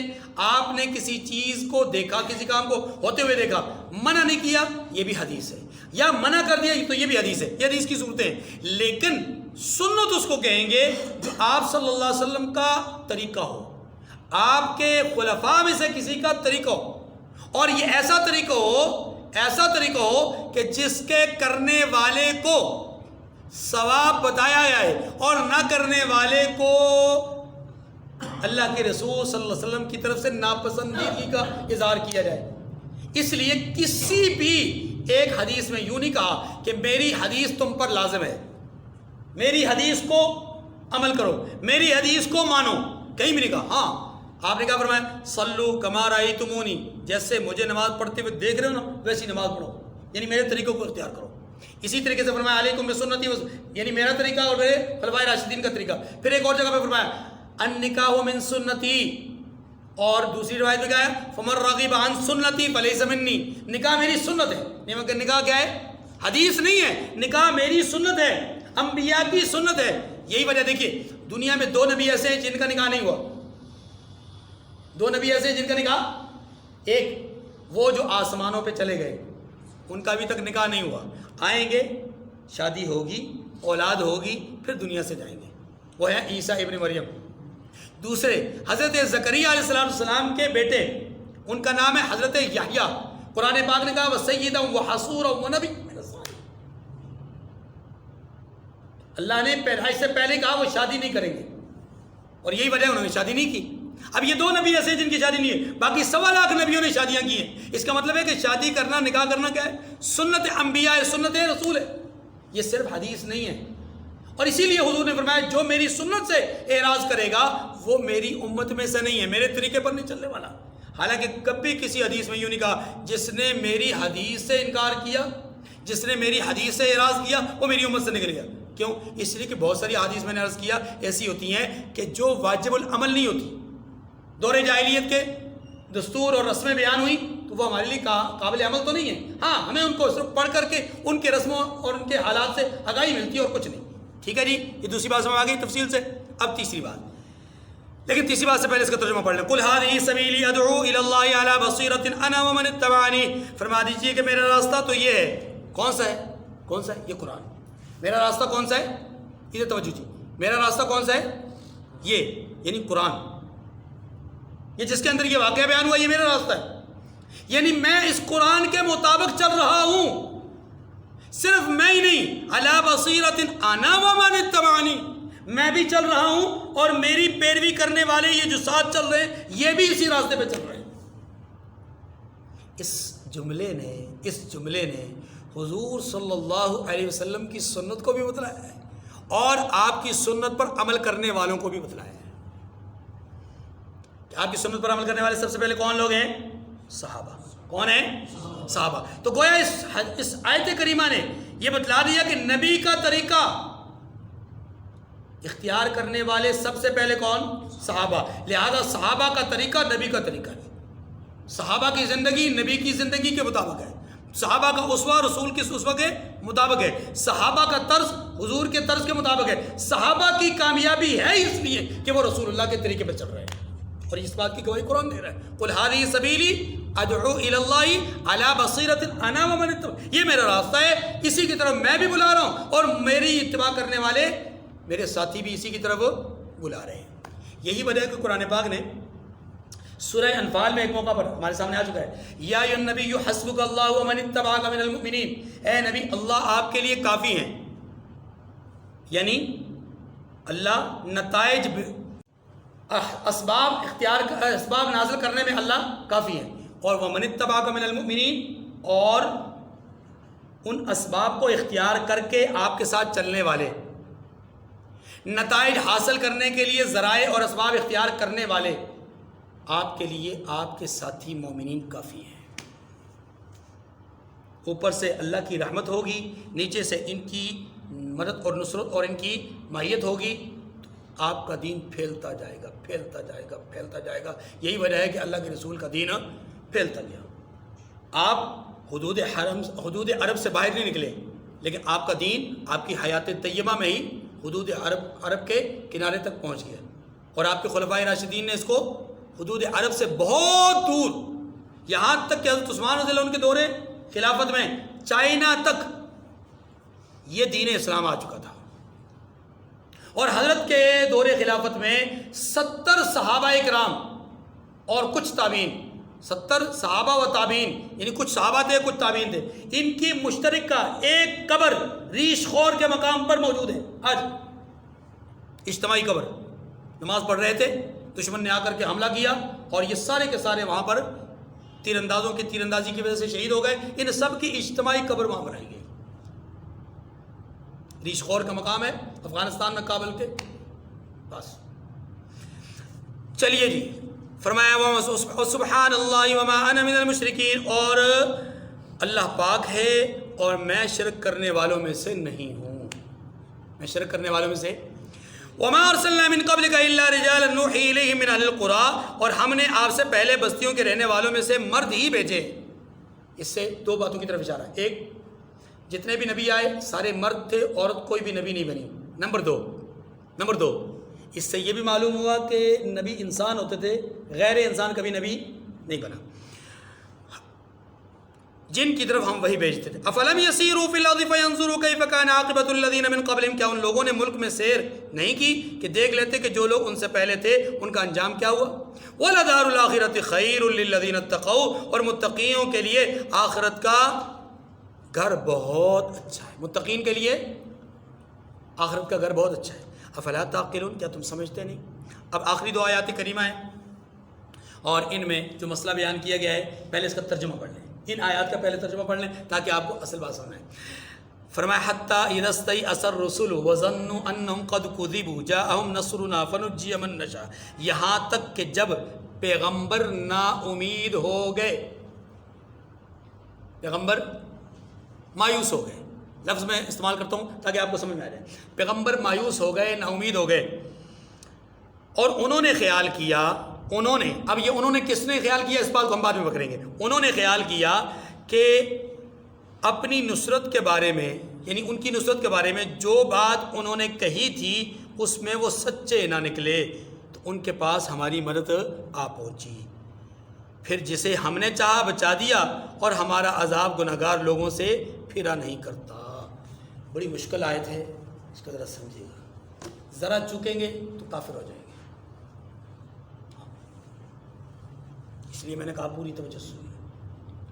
کہا یہ گیا ہے، پھر میں اس کا ترجمہ ذرا تھوڑا سمجھا دیتا ہوں. جو ترجمہ ہے یہاں پر لفظی ترجمہ جو ہے، یہاں تک کہ پیغمبر مایوس ہو گئے اور انہوں نے سمجھا. کنہوں نے سمجھا؟ اس کو میں بھی کہتا ہوں. انہوں نے سمجھا کہ وہ جو بات سوچتے تھے وہ سچی نہ نکلی، یعنی اس بات میں وہ جھوٹے نکلے. اب ان الفاظ کو ذرا سمجھیے گا، کس نے کہیں، کس کے لیے ہیں، کون کہنے والا ہے. یہاں مفسرین نے ان الفاظ کو دو الگ الگ کہنے والے لوگوں کے الفاظ کہا ہے. حتیٰ اذا استیأس الرسل، یہ بات اللہ کی طرف منسوب ہے کہ اللہ پاک نے یہ فرمایا کہ پیغمبر نا امید ہو گئے. پیغمبر کیا ہو گئے؟ کیسے نا امید ہوئے میں ابھی سمجھاتا ہوں. پیغمبر نا امید ہو گئے، یہ ایک بات. اب جو دوسری بات ہے نا، وہ پیغمبروں کے لیے نہیں ہے. اگر اس کو پیغمبروں کے لیے سمجھیں گے اور معنی بھی یہی نکالیں گے، یہی معنی کریں گے، تو پھر یاد رکھیے بہت غلطی پہ ہوں گے. کیونکہ پیغمبر، ایک عام آدمی بھی اللہ کی رحمت سے مایوس نہیں ہو سکتا، تو پیغمبر کیسے مایوس ہوں گے؟ بات سمجھ رہے؟ اور ایک عام آدمی یہ نہیں کہہ سکتا کہ مجھ سے جو وعدہ اللہ نے کیا تھا یا اللہ کے رسول نے کیا تھا یا اللہ کی طرف سے جو وہی ہو کر کے مجھ سے وعدے ہوئے تھے وہ سب جھوٹے نکلے. ایک عام آدمی نہیں کہہ سکتا، وہ کافر ہو جائے گا. تو نبی کیسے کہہ سکتے ہیں؟ ٹھیک ہے، اس لیے سمجھیے. پیغمبر مایوس ہو گئے، پیغمبر نا امید ہو گئے. پہلے اس کو سمجھ لیں، پھر اگلے جملہ. اس جملے کا معنی یہ ہے کہ پیغمبر کا مایوس ہونا یہ بالکل درست الفاظ ہیں اور اللہ نے کہے ہیں، پیغمبروں کے لیے کہے ہیں. اب اس کا مفہوم سمجھیں. الفاظ تو یہی ہے، معنی بھی یہی ہے، مفہوم سمجھیں. مفہوم یہ ہے کہ مایوسی دو طرح کی ہوتی ہے. مایوسی کیا ہوتی ہے؟ دو طرح کی. نمبر ایک، اللہ کی ذات سے مایوس ہو جانا کہ نہیں کر سکتا، اس سے نہیں ہو سکتا، یا وہ نہیں کرے گا. ہو سکتا ہے لیکن نہیں کرے گا. یہ مایوسی کفر ہے. یہ مایوسی کیا ہے؟ اللہ کے بارے میں یہ سوچنا کہ اللہ کر نہیں سکتا یا اللہ کرے گا نہیں. یہ کیا ہے؟ کفر ہے. کیوں نہیں کرے گا اللہ؟ اللہ کرے گا، اللہ کر سکتا ہے. یہ فیصلہ میں کیسے کر سکتا ہوں کہ اللہ نہیں کرے گا؟ میرے پاس تو کوئی دلیل نہیں ہے. اس لیے میرا اللہ کے بارے میں یہ فیصلہ کرنا یہ غلط ہے، باطل ہے، کفر ہے. اب ایک مایوسی اور ہے، اور وہ مایوسی کیا ہے؟ حالات، اسباب، ذرائع ختم ہو جائیں تو بندہ ان ذرائع اور اسباب سے مایوس ہو جائے، نا امید ہو جائے کہ اب ذرائع ختم ہو گئے ہیں، اب اسباب ختم ہو گئے ہیں. اسے کہتے ہیں مایوسی اسباب کی، اسے کہتے ہیں نا امیدی اسباب سے. اسباب سے نا امید ہونا، اسباب سے مایوس ہونا، یہ کفر نہیں ہے، یہ کفر ہے نہیں ہے. حضرت زکریا علیہ السلام کیا کہہ رہے ہیں کہ پروردگار مجھے آپ نے کہا کہ میں آپ کو بیٹا دوں گا، تو کیسے بیٹا ملے گا؟ میں بوڑھا، میری بیوی بانجھ. اسباب نہیں ہے نا، اسباب کا انکار کر رہے ہیں، اسباب نہیں ہے تو بیٹا کیسے ہوگا؟ تو یہاں بھی تو ایک انکار ہے، یہاں بھی تو ایک مایوسی کی بات ہے. تو یہ یاد رکھیے کہ اسباب سے، ذرائع سے کسی آدمی کا مایوس ہو جانا، خواہ وہ نبی ہو یا غیر نبی ہو، اسباب ختم ہو جائے تو مایوسی اسباب کے ختم ہونے کی اگر ہو جائے تو یہ کفر نہیں ہے، یہ غلط نہیں ہے، یہ باطل نہیں ہے، کیونکہ اس نے درست مایوسی کا اظہار کیا ہے کہ اسباب ختم ہو گئے. لیکن ایک ہے اللہ کی ذات سے نا امید ہو جانا کہ اللہ کر نہیں سکتے. حضرت زکریا کو اللہ سے نا امیدی نہیں تھی، اسباب سے نا امیدی تھی. اپنے آپ کو بوڑھا ہونے کی وجہ سے، اپنی بیوی کو بانجھ ہونے کی وجہ سے وہ اس معاملے کو بظاہر سمجھ نہیں پا رہے تھے، لیکن اللہ کی رحمت سے پر امید تھے، اسی لیے کہا ہے یا اللہ نشانی دکھا دے. فرق سمجھے؟ اسباب کے درجے میں مایوس، لیکن اللہ کی ذات کے اعتبار سے پر امید. اے اللہ اب نشانی بھی دکھا دیجیے، آپ نے کرنا تو ہے ہی ہے، یہ تو مجھے یقین ہے، اب آپ نے کہہ دیا کریں گے تو صحیح، اسباب نہیں ہے لیکن آپ کریں گے. بتائیے نشانی کیا ہوگی؟ ابراہیم علیہ السلام آگ کی طرف جا رہے ہیں اور آگ کے بالکل قریب پہنچ رہے ہیں. اسباب اختیار کروانے کے لیے جبرائیل امین حاضر ہو گئے. حضرت ابراہیم نے اسباب پر نظر نہیں ڈالی، مسبب الاسباب پر نظر ڈالی. ٹھیک ہے، اگر اسباب پر نظر ڈالتے تو مایوس ہو جاتے، کیونکہ اب حالات ایسے نہیں تھے کہ جہاں اسباب کے درجے میں بچا جا سکتا. اب تو مسبب الاسباب نہیں بچانا تھا، اور انہوں نے ان کی نگاہ انہیں پر پڑی، وہ کہاں بچ گئے. بات سمجھے؟ انبیاء علیہ السلام کے بارے میں یہاں پر اللہ کیا فرما رہے ہیں کہ انبیاء کے اوپر اتنی مشکل گھڑیاں آئیں، اتنی مصیبتیں آن پڑیں، اتنی آفات آئیں کہ اب بظاہر بچنے کے حالات نظر نہیں آ رہے تھے، اب بظاہر کامیابی کے آثار نظر نہیں آ رہے تھے، اب بظاہر اسباب ختم ہو گئے تھے، ذرائع ختم ہو گئے تھے، اور ان کی بات ماننے کے جو طور طریقے اور جو انداز تھے وہ سب کچھ ختم ہو گیا تھا. اسے کہا گیا کہ انبیاء یہاں تک کہ اتنی مصیبتیں آئیں پچھلے امتوں پر، پچھلے لوگوں پر اتنی مصیبتیں آئیں کہ ان میں موجود انبیاء بھی مایوس ہو گئے اسباب کو دیکھ کر کے، ذرائع کو دیکھ کر کے. اتنی بات سمجھ آ گئی؟ اب اگلی بات، کس نے سمجھا کہ ہم سے جھوٹ بولا گیا؟ اس کو ذرا سمجھیے. اس لفظ کو دو طرح سے پڑھا گیا ہے، وَظَنُّوا أَنَّهُمْ قَدْ كُذِبُوا وَظَنُّوا أَنَّهُمْ قَدْ كُذِّبُوا. دونوں صورتوں میں الگ الگ معنی ہوگا، اور دونوں صورتوں میں احتمال کس چیز کا ہے؟ احتمال اس بات کا ہے کہ یہ کہنے والے وہ انبیاء نہیں ہیں، بلکہ ان انبیاء کے مخالفین، وہ کافر لوگ ہیں جو انبیاء کی دشمنی کیا کرتے تھے. اب معنی کیا ہوگا؟ معنی یہ ہوگا کہ ان کافروں نے یہ گمان کیا کہ انہم قد کذبوا، کہ ان سے نبیوں نے جتنے وعدے کیے وہ سارے جھوٹے تھے. وہ پہلے انکار کر رہے تھے نا، اب نبیوں نے وعدے کیا کیے تھے؟ بھائی تم مان لو، نہیں مانو گے عذاب آئے گا، اس کو مان لو، اس دین کو مان لو، ورنہ نہیں تو اللہ کی طرف سے کسی آفت میں آفتیں نہیں آئیں، مصیبتیں نہیں آئیں. تو انہوں نے کیا الزام لگایا؟ انہوں نے کہا، انہوں نے گمان یہ کیا، ان کا خیال یہ ہوا کہ نبی تو نعوذ باللہ جھوٹ ہی بولتے رہتے ہیں، ان کی کوئی بات سچی تو ہے نہیں. سمجھ رہے ہیں؟ تو یہ ظنوا انہم قد کذبوا کا معنی یہ ہوگا کہ ان کافروں نے گمان کیا کہ نبیوں نے ان سے جھوٹ بولا، یعنی ان سے جھوٹ بولا گیا ہے. یہ معنی ہوگا تب جب کذبوا کو نرمی کے ساتھ پڑھے، جب اس کو تشدید کے ساتھ پڑھے کذبوا، تو پھر اس کے کہنے والے نبی ہوں گے. پھر اس کے کہنے والے کون ہوں گے؟ کیا مطلب ہوگا؟ پھر مطلب یہ ہوگا کہ انبیاء مایوس ہو گئے اور ان کو یقین ہو گیا، یا انہوں نے گمان کر لیا کہ ان کافروں نے ان کو جھٹلا دیا ہے، جھٹلانے کی انتہا کر دی ہے. کذب کو معنی جھٹلانا ہے، کافروں نے جھٹلانے کی انتہا کر دی ہے. تو دونوں صورتوں میں معنی کیا ہوگا؟ درست ہو جائے گا. بات سمجھ آگے جی. اب چلے آگے. لقد کان فی قصصہم عبرۃ لأولی الالباب، فرمایا ان کے قصوں میں عقل مندوں کے لیے عبرت ہے. کن کے قصوں میں؟ انبیاء کے، ان امتوں کے، ان قوموں کے، ان کے احوال کے. ما کان حدیثا یفترا ولکن تصدیق الذی بین یدیہ، فرمایا یہ قرآن ایسی بات نہیں ہے جو اپنے دل سے بنا لی گئی ہے.